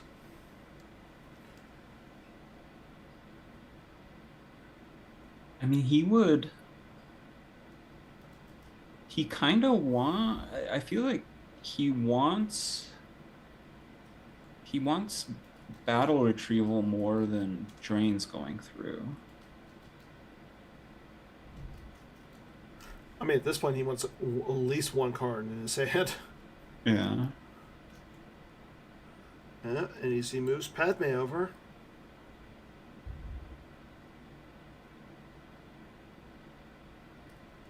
And he'll draw some cards. And, I mean, that's what hurt him that turn, was the fact that he didn't have any cards in his hand. With how Matt handled it, the React Canceller Mm-hmm. wouldn't have mattered.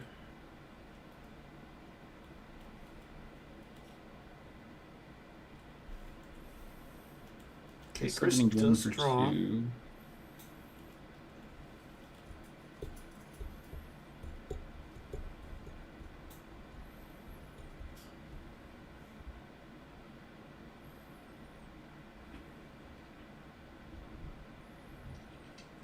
There's a drain at Moss Side Slate. Chris loses Han Solo, Optimistic General from hand. Drains for 1 at Tatooine. So I wonder if it's battle, retrieve 1, and then fly Ozzel up to make it so Chris can't retrieve. And he loses the free ride combo. Interesting.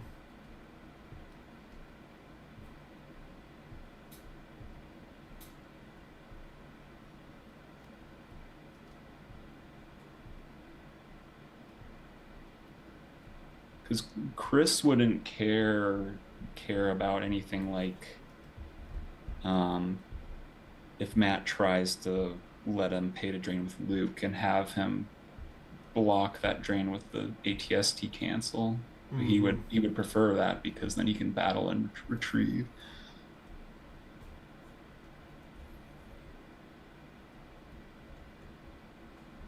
Okay, so we do have a battle. The Emperor, Moff Tarkin on a Tempest Scout 2, and Darth Vader, Dark Lord of the Sith, against Padme and Ben Solo, armed with the Anakin's lightsaber. Chris will lose an escape pod combo to off the top of the reserve deck. Matt will retrieve an Imperial barrier. Padme adding a Destiny to attrition. I think you have to swing at the Emperor at this point, though. Yep, Chris agrees. He will swing Ben Solo at the Emperor. Draws a 4. Needs a 4 or higher here to hit the Emperor. He draws a 5.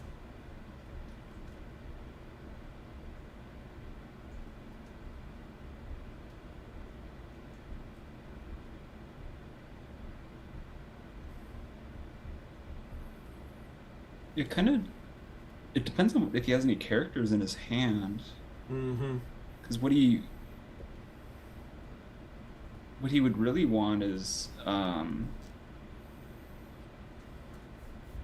stuff left on table for him to battle and get more retrieval off of. But I don't know if he would need like a Leia in hand, which he might not have. Yeah.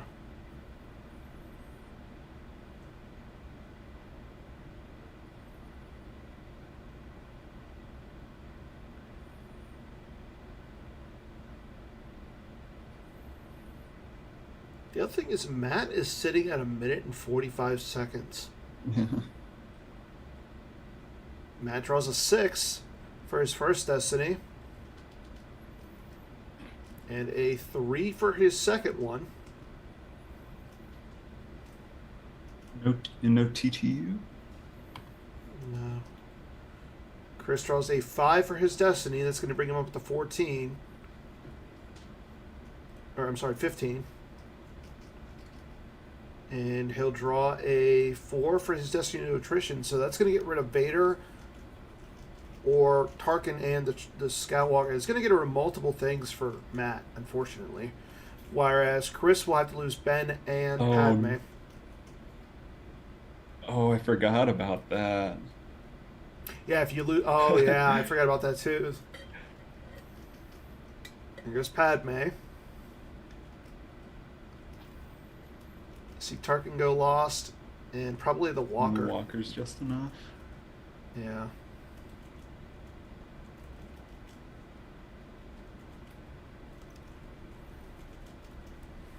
So I wonder, he'll either fly Ozzel up or retrieve a guy. I think you almost have to fly Ozzel up. He lost Han from hand. Yeah, that's what I was thinking was like, you don't want to lose any characters at this point. So losing Han kind of hurt him because you could have like sent Han in front of Ozzel. Yeah, that's either a misplay or it means he has a better character. Like I don't think we've seen a single Yoda come out, and he might. I think he might have been playing 2. Yeah, he's playing 2 Yodas. So. Yep, and that means that he does move Ozzel up. And the other thing is, like, resistance is no longer in effect, so Chris could drain for 3 this turn, too. As he will put a card back with, like, my father did before me. I forget what his destiny is. Yeah, it would have been 3PO card or the first lightsaber swing. So he does pay 3 to drain for 3. My bet is this is Yoda.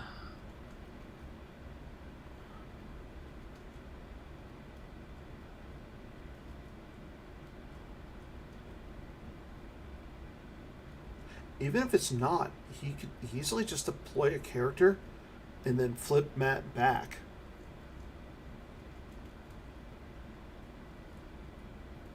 And then you move Luke in front of Vader.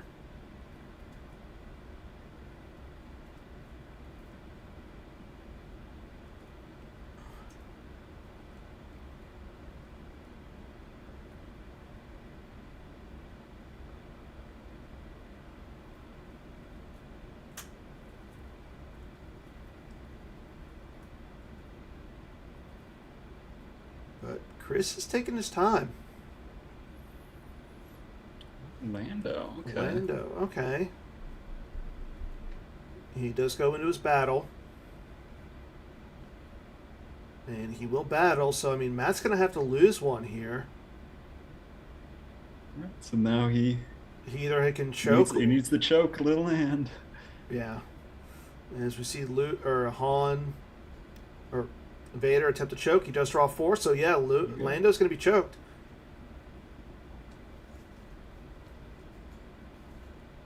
He'll probably draw up. Well, He can't block Luke because that gives 2. well, he can't move in front of Luke as it is. Well, I don't know the order if Luke Saga retrieval happens before the draw their fire damage. Yeah. There's drain 1, so it's going to be Chris Gogolen by 16, and then it'll be 29 to 43 in Lost Piles.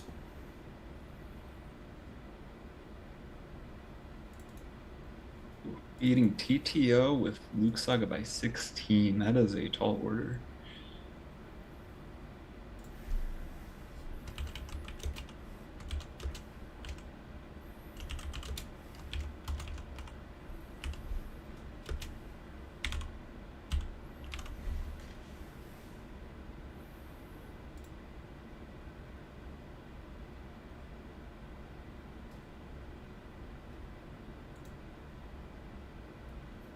Okay, so not sure if the players are going to take like a 5-minute break or anything here.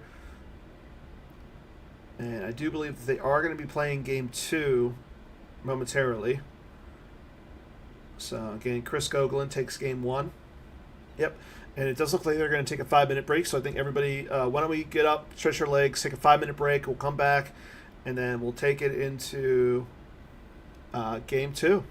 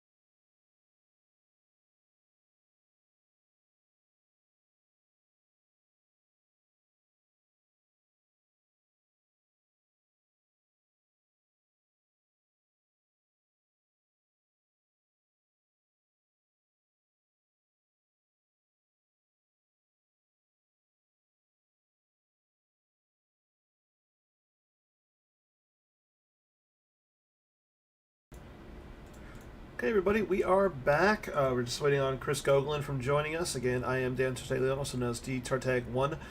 Joining me on the call today is Mr. Tom Struther, your GEMPC 7 winner.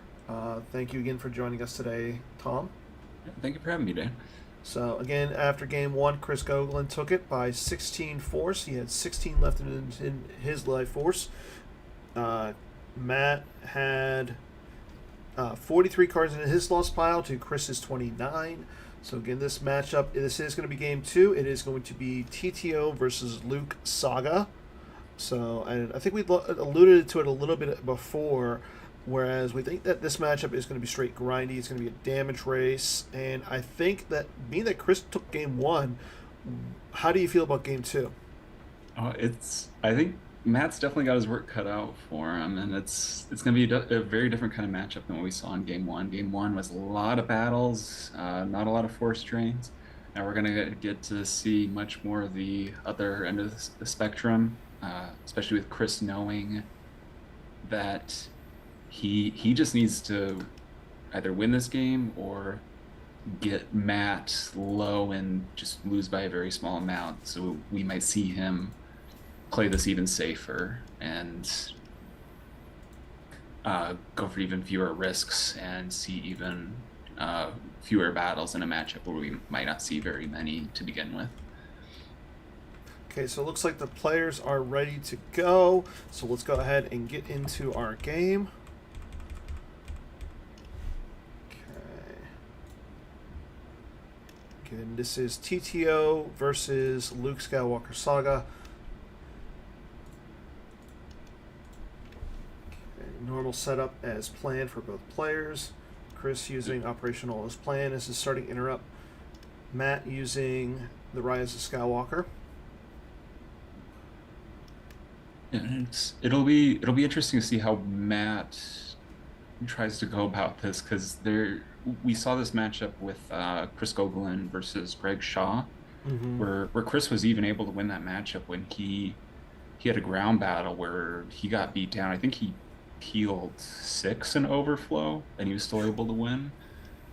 And Matt's facing a lot of the same challenges where his only spaceship's the Tidarium, and Chris is playing the TIE Interceptor cannon, and Matt has no answer for has no hard counter for preventing that cannon from deleting his ship, other than just having it try to shoot the Tidarium and drawing low enough to miss. And I think if you're Matt, you just want to go down to Cloud City, try and do as much damage as you can there. We know that Chris doesn't have any other locations outside of, like, or ground locations, I should say, outside of his landing platform. So it's really going to be hard for Matt to just really put as much damage as he can. Like, he's going to have to do that. So we're probably going to see him take lines that he necessarily doesn't want to take in this matchup. Yeah. The other thing is a little challenging with this Luke Saga against TTO is if you don't draw Anakin or Ben Solo, if you want to get your Anakin saber drain going probably at the Endor docking bay, if you want to do that, you'd have to commit Leia to the ground, and if you have Leia on the ground, then your space becomes your potential to be threatening in space just goes way down. Because if you don't have Leia in space and you try to fight into Boba Fett's going to pull in Imperial Command, and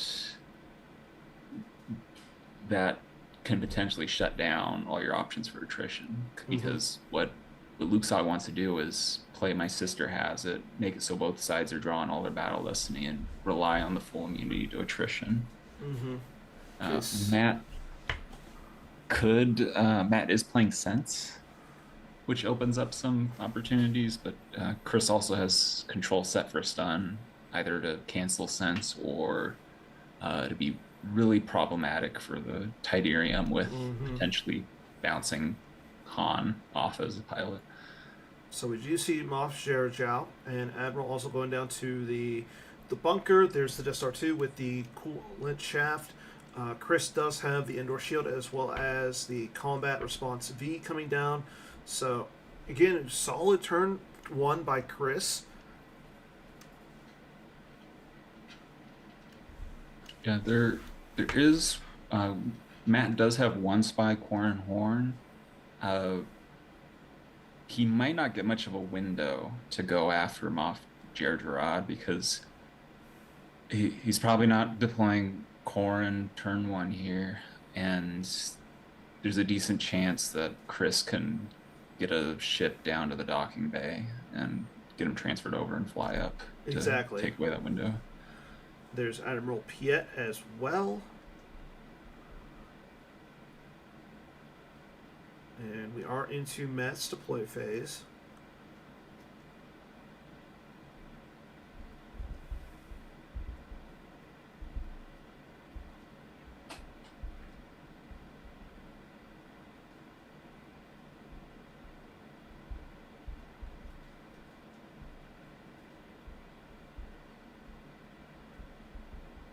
And he is attempting to deploy a corridor with a Cunning Warrior.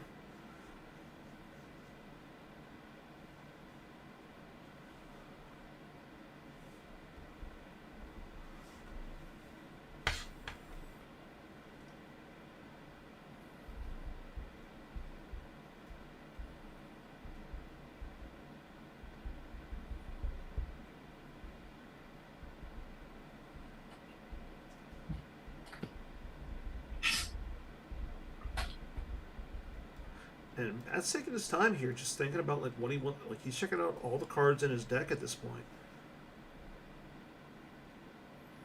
Yeah, I guess there's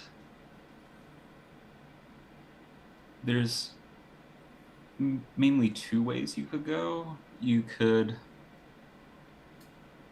lead the 2/2 and be more aggressive at getting damage out and just trying to be faster with the damage race. Or you can try to be more aggressive with the Tiberium and try to get lucky with dodging the TIE cannon. As we see, there's the Upper Plaza Corridor coming out of his deck.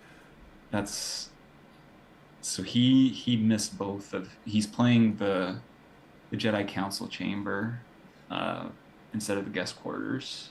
Okay. So he missed his Twix Polars for Jedi Council chamber and Chief Chirpa's Hut, which is just rough. As we see, he is playing I Don't Need Their Scum Either to attempt to pull card. He is pulling Unita. Chris will not grab it. Yeah, I assume he's playing Scanner Tex and Hujix. As Chris will pull the capacitors out of his reserve deck before he activates.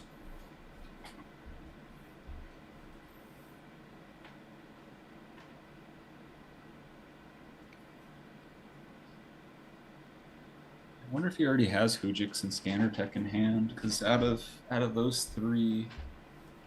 Ooh, that's not good for Matt. Chris has the reactor core already out, and there's the That Thing's operational. As he is trying to pull it, he does pull it, so that's not good if you're Matt. So.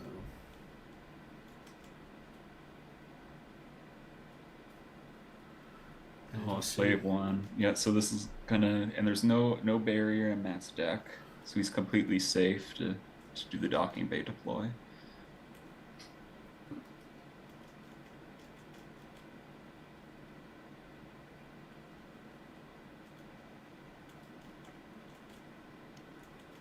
Okay, so Boba Fett in Slave 1, Simple Fear will deploy down to the docking bay. Admiral Ozzel moves over. Moff Jerjal also moves over. Both will hop on to Slave 1 and take off.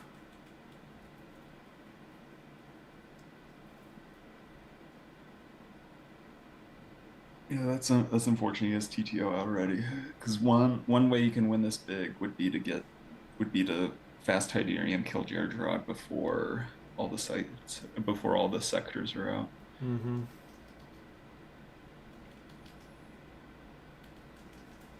So I see that Greg Shaw pointed out in the chat, Matt will probably prioritize going to space quickly. Then maybe it sticks because Chris can't find the cannon, or it gets shot down and he can piece it back together and go to the other system. Yeah. I tend to agree with you, Greg. I mean, Oh, that might be what he's thinking with, especially with pulling Unita, because between Unita and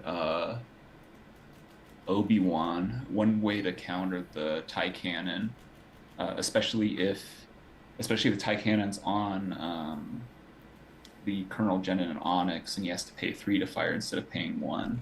He can force him to use all his force to fire it, kill the shuttle, put it back together, and clear the cannon out. Okay, so there's the lower corridor. Luke Skywalker, Jedi Knight going down there. Let's see if we have Luke's lightsaber coming down onto Luke. As we see, there's the Like My Father Before Me. Yep, he does have the Luke's lightsaber. So, Greg Shaw, you are in the chat and you are watching. We know that Chris Gogolen and Matt are both teammates of yours. Which one are you rooting for? Are you rooting for the underdog and Chris Gogolen, or are you rooting for Matt to win his third GEMPC and defeat the man who booted you out of the top 4? I think having two-time champions would be pretty. It would make for a cool story, especially if they can ever meet again in the finals. So there's the Super Laser Mark II in the hand from the reserve deck. And Matt will play Battle Plan.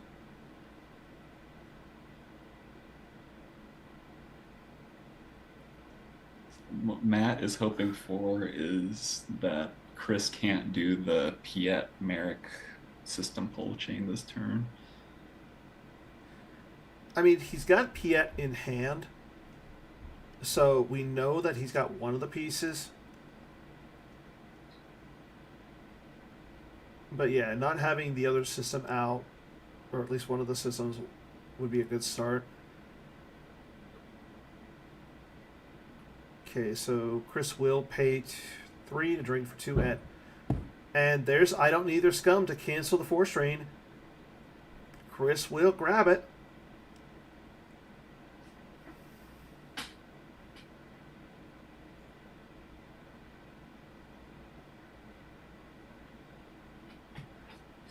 Greg Shaw being silent, not wanting to upset either one of his teammates.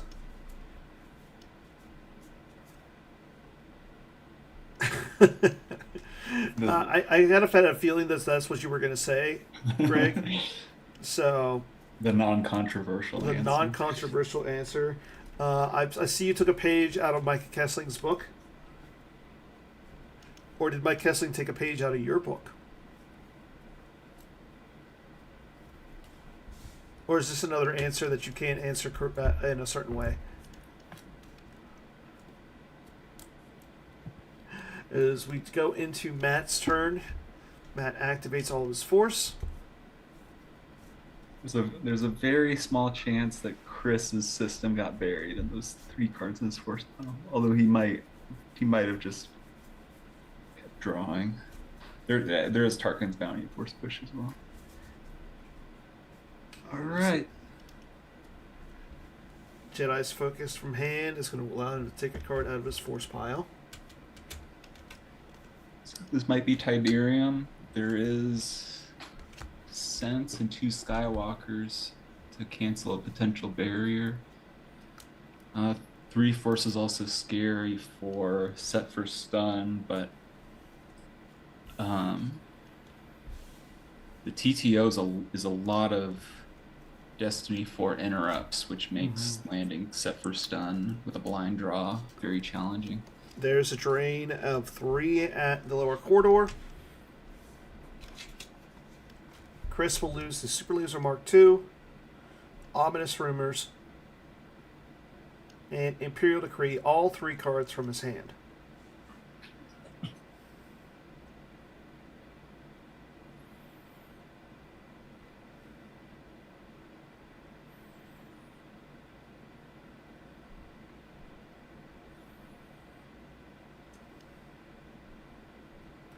Okay. Seems odd. As you see, Han Solo, Optimus General go down to the docking bay. Taking Anakin Skywalker into hand, there's Princess Leia V. Okay.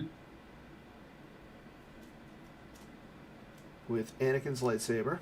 I don't think he can win a straight damage race by 17. Ooh, scanner text coming down. Opponent may not cancel or reduce force drains here, so that's important because we know that, like you said, there's Tarkin's orders in the deck, and we see Unita come out.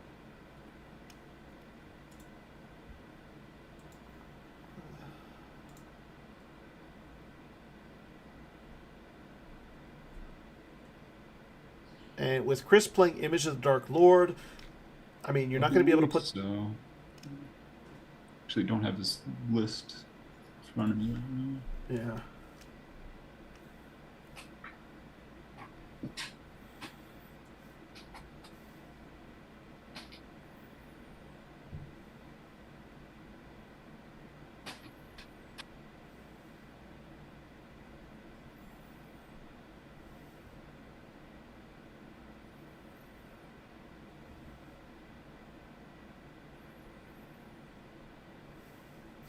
As we see our into Chris's activate phase, he searches his deck with Moff Jerajad.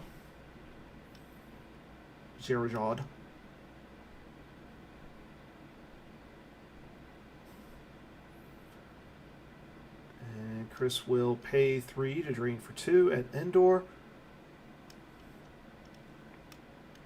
And as we see, there goes the Rise of Skywalker and a Jedi's Focus, both off the top of the reserve deck. What are you saving 4 Force for? Yeah, I'm not sure. He's not playing Clash. So I don't think he is. I might have a. I was off by a card on his IE list. And U3PO going down to the lower corridor.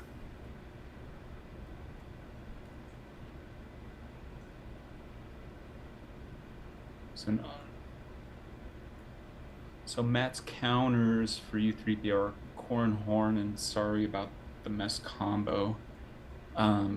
Chris isn't playing a counter to Sorry About the Mess combo. What he does have is Sith Fury V. So if Matt does Sorry About the Mess combo U3PO, he can retain it with Sith Fury V and redeploy him if he does find Sith Fury. As he plays Point Man, putting a card back into his use pile to take any card he wants out of his force pile. So I wonder if the system did get buried.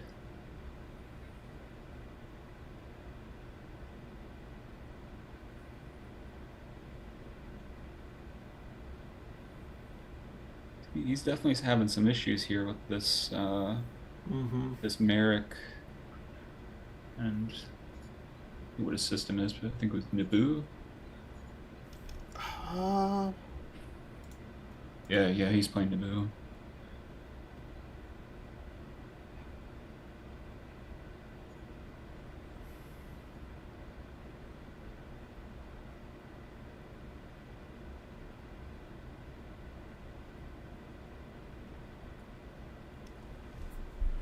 As we go into Matt's turn, let's see if Matt has anything for U3PO here.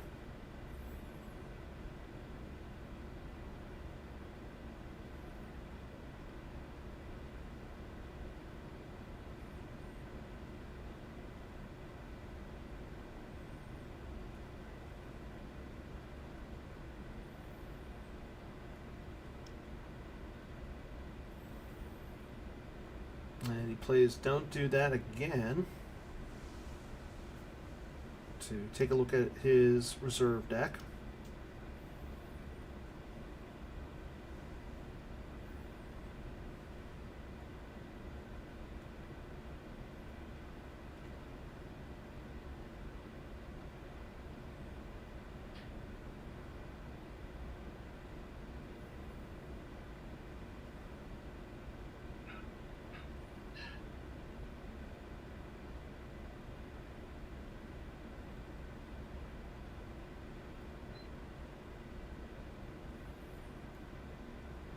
Chris will also play a shield. He'll play security plans. I'm sorry, secret plans with Cold Feet V. There's a Jedi's Focus from Matt. Probably looking for sorry about the mess. Yeah, that's my guess too.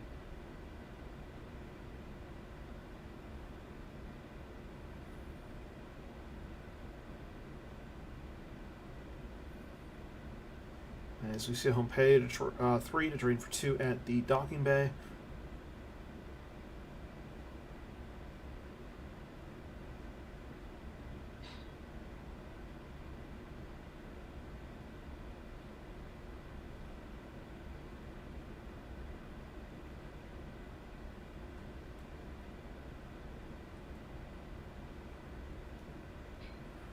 As we see, there goes Cold Feet.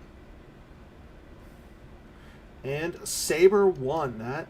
That's huge. Yeah.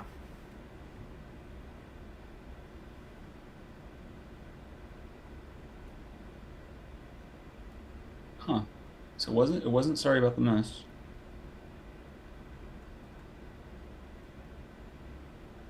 Maybe it was fly casual. As there's the Tidarian going down to the Death Star. Chris with the barrier. Okay. So he's worried about him blowing up the Death Star. Nice, he had the Skywalkers. Okay.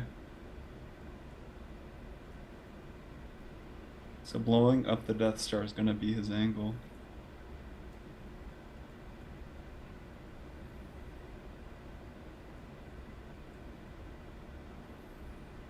Yep, Anakin Skywalker coming down as a pilot.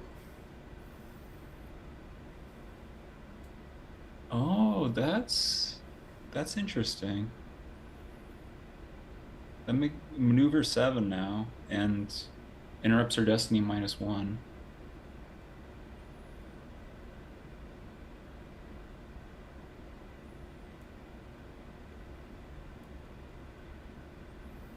And the Tidarian will fly into the Death Star.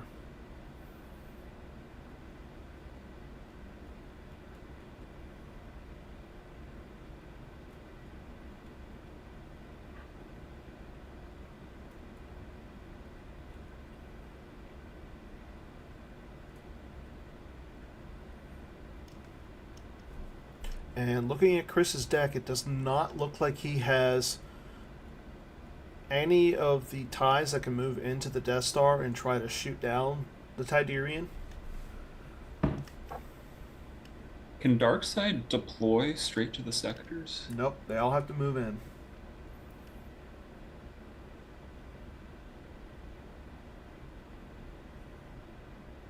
And it's basically not possible for him to set for stun. To set for stun Anakin off of it. Because I think all of his... Oh, he has Image of the Dark Lord. I don't know how... Unless he set it up with Point Man, but that card would have been shuffled by now.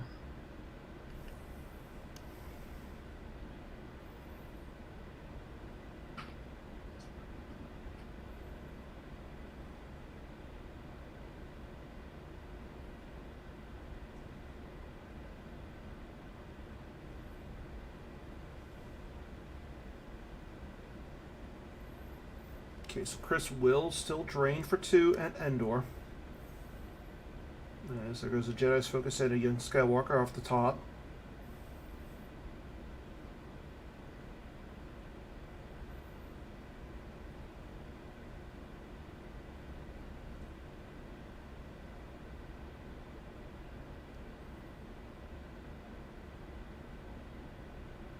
How much, if the Death Star gets blown up, how much does Darkseid peel? It's like 25 or something. It's a lot. I know that. As we see, there's Commander Majark coming down. That's going to get him a system. There's another boost system coming out.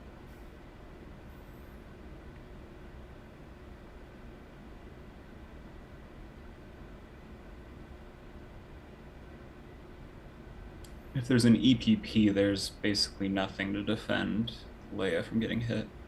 Yep, and there's Lord other Maul than with just lightsaber. drawing low. Yeah.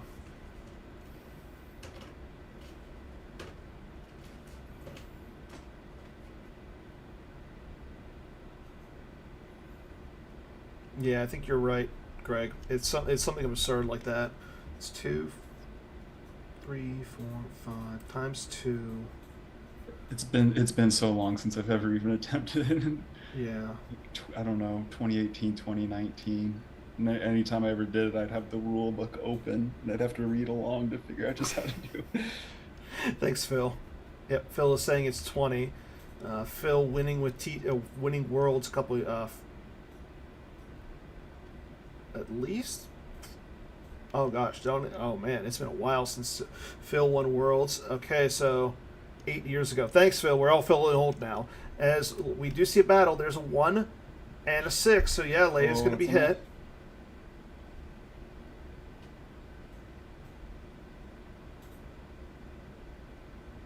And if Matt had the sorry about the mess, I mean, it's possible he held it. He seems like he probably would have used it on U3PO. Mm-hmm. Yeah, he's only got a 3-card hand at this point. That would be a huge brain play to have it and not use it to try to.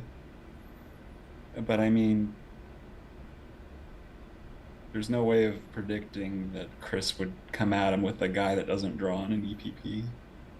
Safer bet is lone EPP and Gick. Yeah.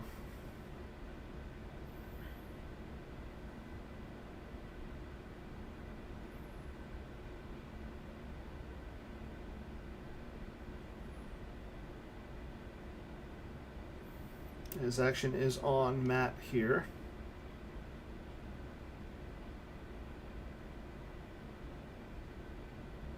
So if he hits Maul and has a leadership, it is possible to make him peel, but he's not going for it. Yeah, I think you just go after the guarantee to hit it with Majeric here. So he probably doesn't have the leadership. Yep, he draws a 9 for Weapon Destiny, so that's going to hit Majeric.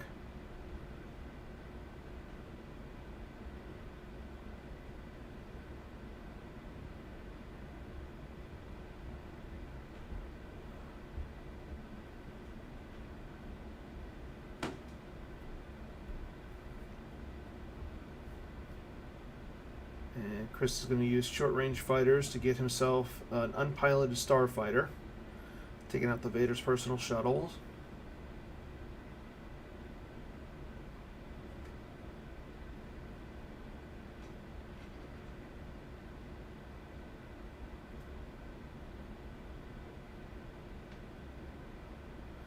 As Chris will draw a 4, it is subtracting 1 because of the lower corridors, but then Lord Maul adds 1. And Matt draws a 6, so that's going to tie. And he'll draw a 4, so it's going to be, yep, the entire landing platform is going to be cleared.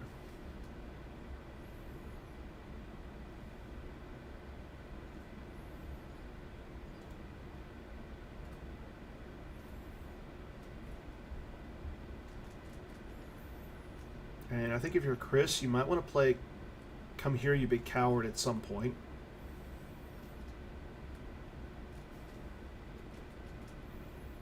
Yeah, I mean, he could, if he walklings now, he has the Unita to get Leia back. Mm-hmm. Rita play the saber.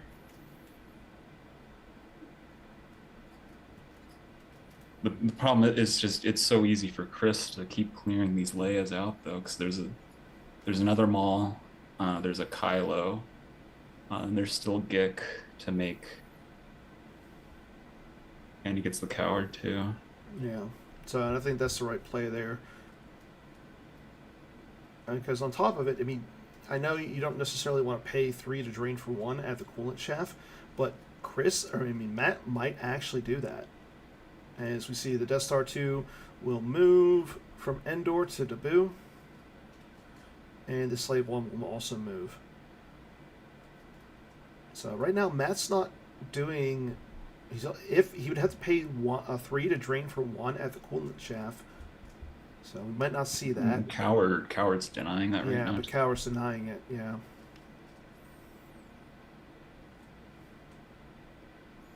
So Matt's not doing any damage to Chris.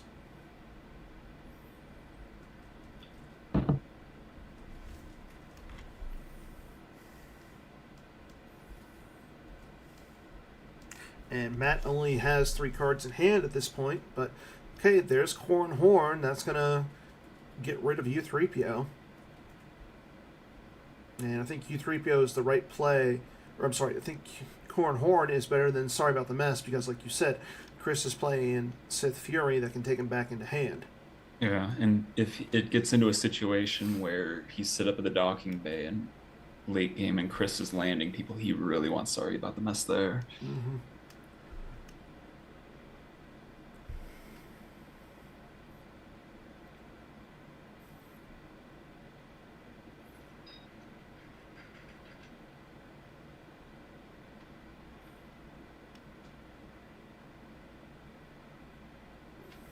And Corn Horn will break the cover of U3PO, allowing Matt to steal the droid.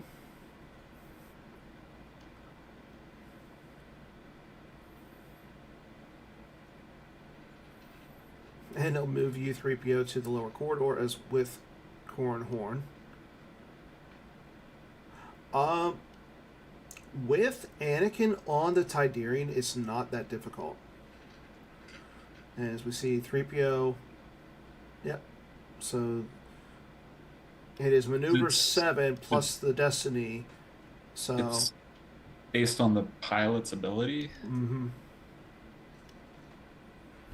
Yeah. So with the way that you blow it up is, you would need like a 5. Pilot's ability. I think it was launching the Falcon. You needed a 7 or something. Yeah, because the Han is the highest ability.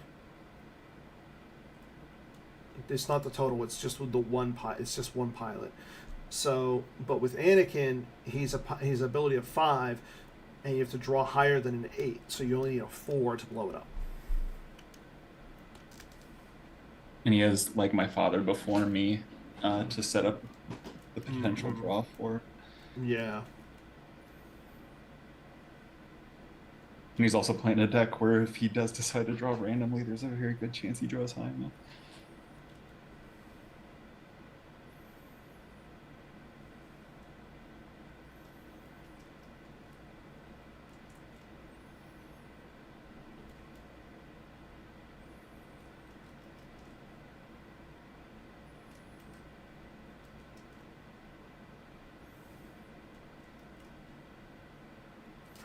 Okay, so TTO damage, it just occurs as we see Matt losing 2 Speak with the Jedi Councils.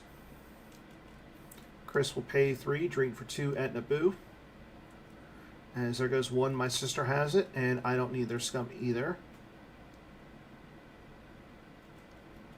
So it's still possible for Chris to stop Anakin from blowing it up, but it's thin. It's he either has to kill Luke and then he can set for stun with Masterful Move, or if Luke stays there, he'd have to either draw Image of the Dark Lord for Destiny somewhere and track that for set for stun, or set it up with Point Man. As we see, there's Colonel Jendon, and No Escape taking Maul back into hand.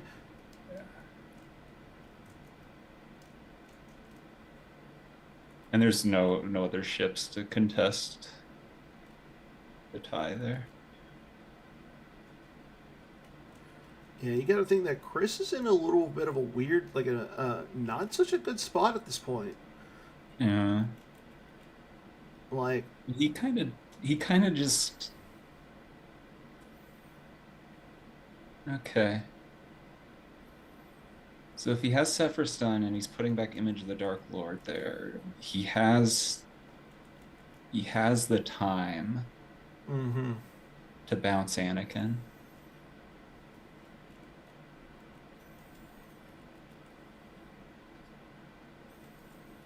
And the Image of the Dark Lord is something he can pull with Masterful Move. So if he doesn't have it in hand already, that is something that is easier to get than just kind of lucking your way into it. Mm-hmm. I mean, And if, Chris and is. if he doesn't have mass or set for stun already in hand, there's also a force push and Tarkin's bounty to put that together. I mean, Chris is sitting at 31 hand in life, so he's not out of it. But Yeah, he Matt's sitting at hand in life 22, 25, 20, 30. So it's going to be a while. As we see, there goes the Sith Fury, Kylo Ren with lightsaber and not within sight or reach. All go lost to the drain at the lower corridor. Yeah, a big urgency for Chris would be getting a lot of stuff on table Mm-hmm. before the Death Star is blown up, just so he can potentially cause enough damage to not lose the match. I don't think you can deploy pilots onto existing starships, Correct. which is why set for stun on the pilot is so detrimental to blowing up the Death Star. Exactly. Yeah, you can't deploy anybody that's in the sectors like that, even if you have a starship in there. Okay, as we see Yoda, Master of the Force, going down to the landing platform. Oh, there is a sense in Matt's deck to stop set for stun though. Mm-hmm. And no escape just got used. Okay, there's Lando Calrissian Scoundrel.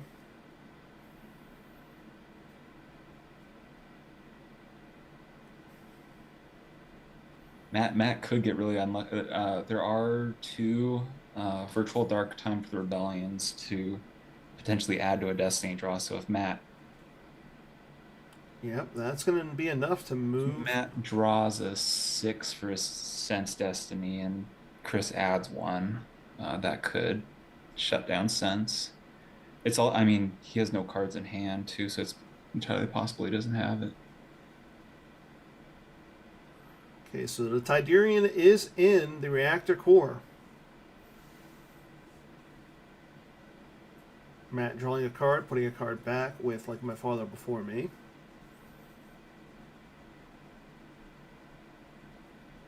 Yeah, that Skywalker's was really big for Matt.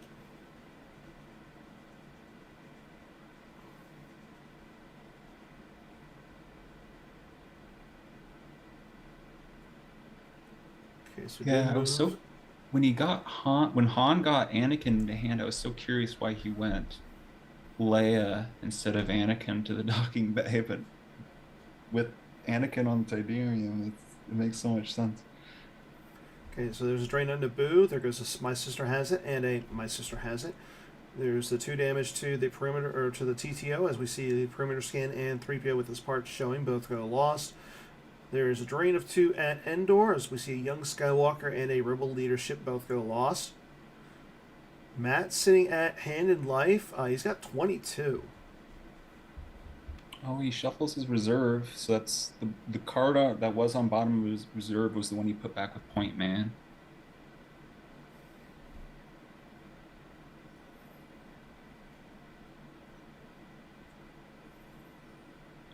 So I wonder.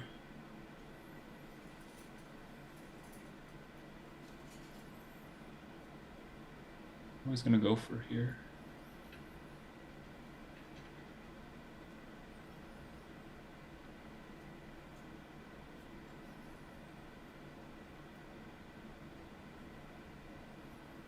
Might be Tarkin and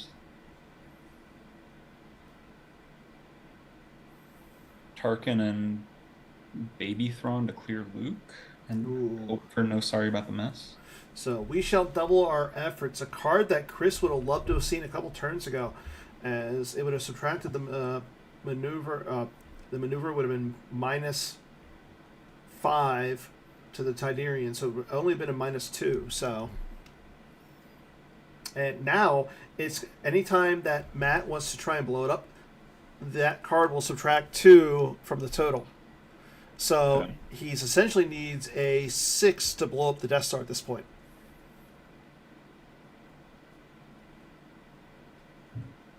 And his destinies are what phase do you draw destiny to blow up the Death Star? So yeah, Phil, you were right. When attempting to blow up the Death Star 2, add 1 to the total for each of your piloted starfighters here. You blow it up. Is it move phase? Opponent's control phase. Okay. So he needs a 6 now. He has, it's a 7 plus 1 is 8. He needs a oof. So I think Phil said you needed a 4. So 6. So He needs a 5 right now. Ability of 5 plus the 1 is 6. You need a 5.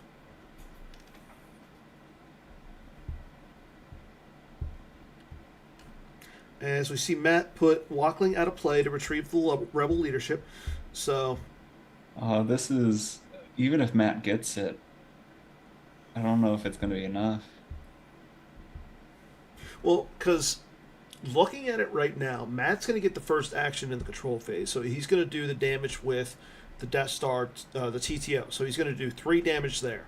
Matt's going to go down to 20 hand and life. If he gets it, And there's other thing is Chris may very well have Dark Time Combo V to potentially reduce the Death Star destruction draw by 1, making Matt probably need a 6. and Matt doesn't have 3PO on the table to cycle cards at this point. So it's both control. Oh no, it's opponent's control. So this must be a track draw. Yep, there's a 6. That's gonna do it. Oh, That's gonna do it. that should be enough. If people have been mathing right, I have not been mathing. I don't want to read. So that becomes a 5. He has 5 with Anakin, and then 1 from the course game text.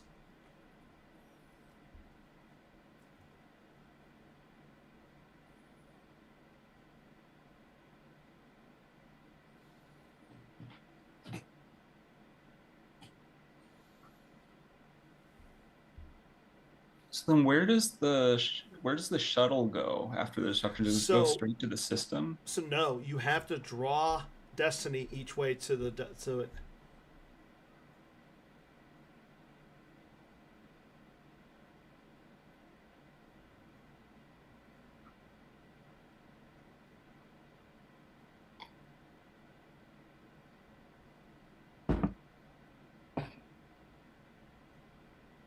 Yeah, I think Matt's right. It still gets it.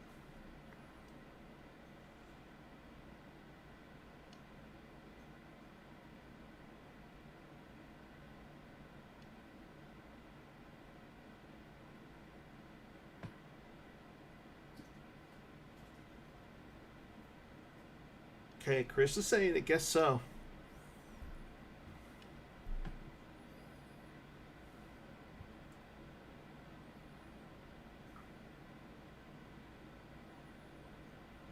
Matt's going to grab the Dark Time. That's smart.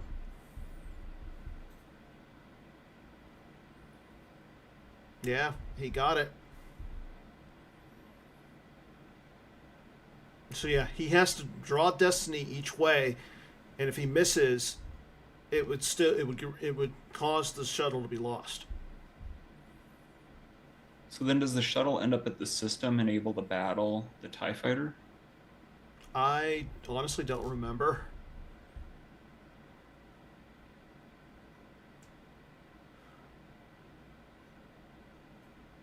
So I don't think there's a Jedi left.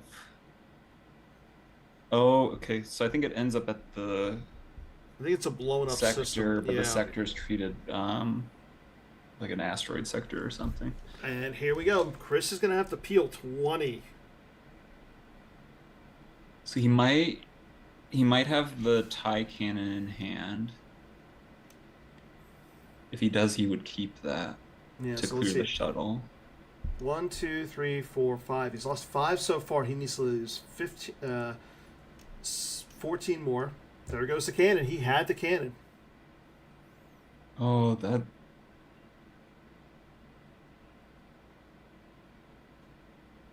sure.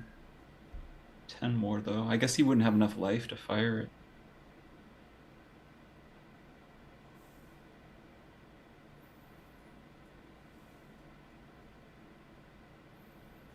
I think MHT's going to win this one because he hasn't drained from the. Did he drain it with Luke? No, he hasn't. So that's 2 more. Yeah. So what would...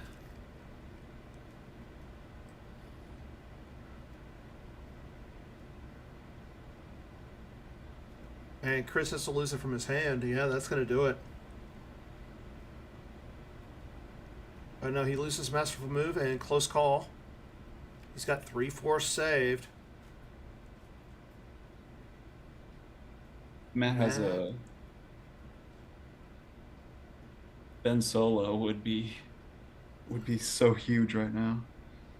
I don't think it really matters at this point. I mean, he's getting 2 destiny. Oh, he's getting 2 He destiny. would need what? The 3 shuttle turns of TTO. I mean, the Sith Infiltrator is going to be it's forfeit 6. So if he draws a 7, that's going to be Maul. Chris can do 1 drain of 2, and that's going to put Matt at 19. That's game. That's so wild. That's so impressive by Matt. Yeah.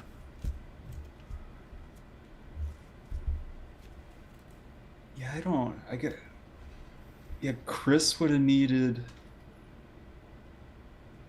like, if he could have point manned image, he peeled all the cards from top. He could have played Dark Time to activate 1 to get to, if he could point man image, because he was down to 2 cards in reserve. So if he could have played Dark Time non-combat activate 1, then that could have gotten to. Then he would have needed Matt to not have sense.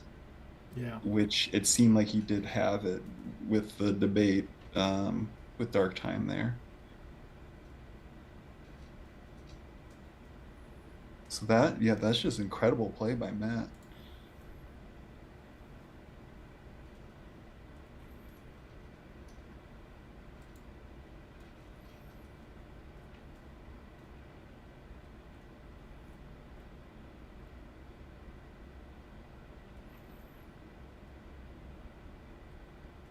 So Matt still needs to clear the site to stop Chris from draining from free. Yes, that would drain him for 4, putting him at 17 though. Plus he's got can Tidirium move, or did the movement for all the sector stuff count as his move? the Tidirium can move, as we see Obi-Wan Kenobi coming down. So let me think. Matt's at 21 plus 1 in hand. Even if Chris could drain for free, that'd put him at 8. Like, he's only drained for 2 and 2. So he's at 22 hand in life. So that would put Matt at 18, and then he's draining for 2 at the lower corridor. So I just don't see how, like, if you're Matt, you got to move the Tidirium in front of the tie to block that drain. Yeah, this game, I don't see any way of Chris winning this.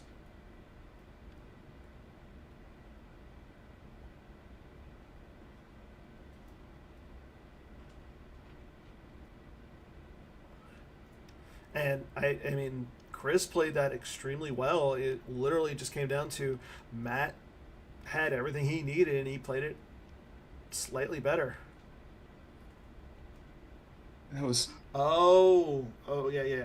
The Death Star 2. That's what I was wondering too. Yeah, he should be able to move. Man, though, but the Anakin he got it with the Han. Yeah. And that's what opened up. That's what opened everything up.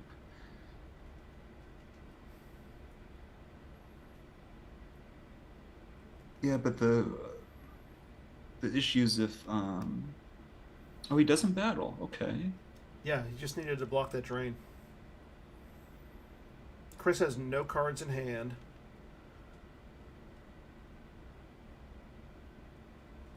And Matt's sitting at 22 hand in life.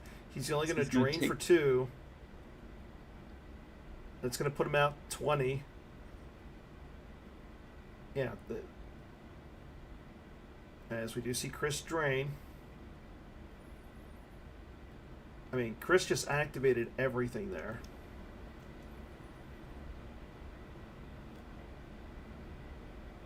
So Slave 1 has to go over to Endor, and the tie has to go to Naboo. Yeah, I think that's the only thing.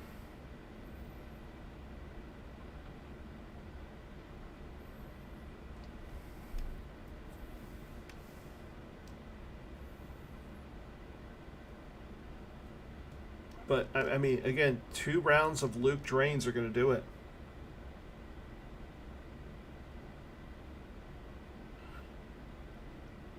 And then he gets battled at both locations, presumably. I mean, if that last card in Matt's hand is Draw Their Fire, I don't think he's I playing doubt it. But so then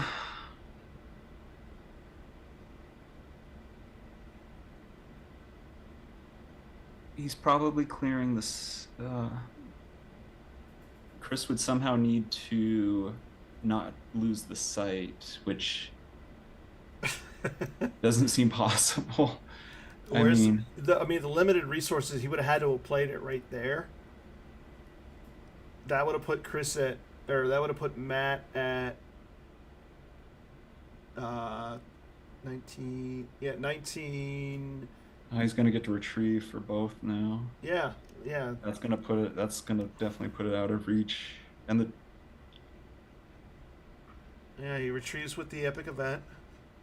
he's not gonna get to draw Battle Destiny in space. Well, I don't think that's going to matter because Chris might be taking overflow here. He's down by 13. The ship's cover. Yeah, he's taking overflow here.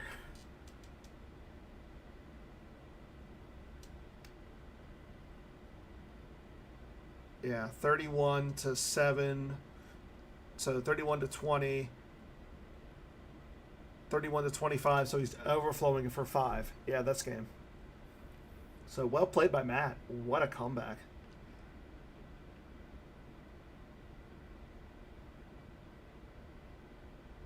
So really well done by Matt. Yeah. So I think if you're Chris and you're looking back on this, I mean, maybe there's a line where you can.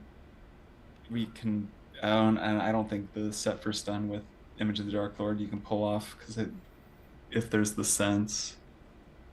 I think if you're looking back on a way to win this match, you're looking at game 1 for ways to win that by a greater differential.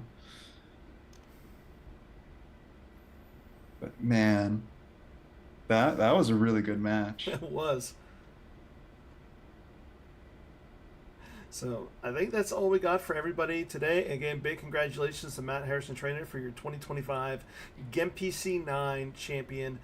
He has won the last 2 events. This is his 3rd GEMPC title. So big congrats to Matt Harrison-Trainor. Well done by everybody who participated in it. Big congrats to Chris for getting up to this point. Again, big thank you for everybody who streamed. Big thank you for my co-host tonight, Tom, for coming on tonight and doing this with us. That's all I've got. Tom, you got anything else? Oh, thank you for having me, Dan, and congratulations to Chris Gogolen for making the finals of the GEMPC, and congratulations to MHT for winning his third GEMPC finals and thoroughly establishing himself as the king of this tournament. And again, don't forget to sign up for the U.S. Nationals. Again, that will be taking place the last weekend of August at Columbus, Ohio. Make sure you guys, if you're going, sign up to those. That's all I got for everybody else. So enjoy your weekend for what you got left. Have a good week. And as always, may the force be with you. Good night, everybody.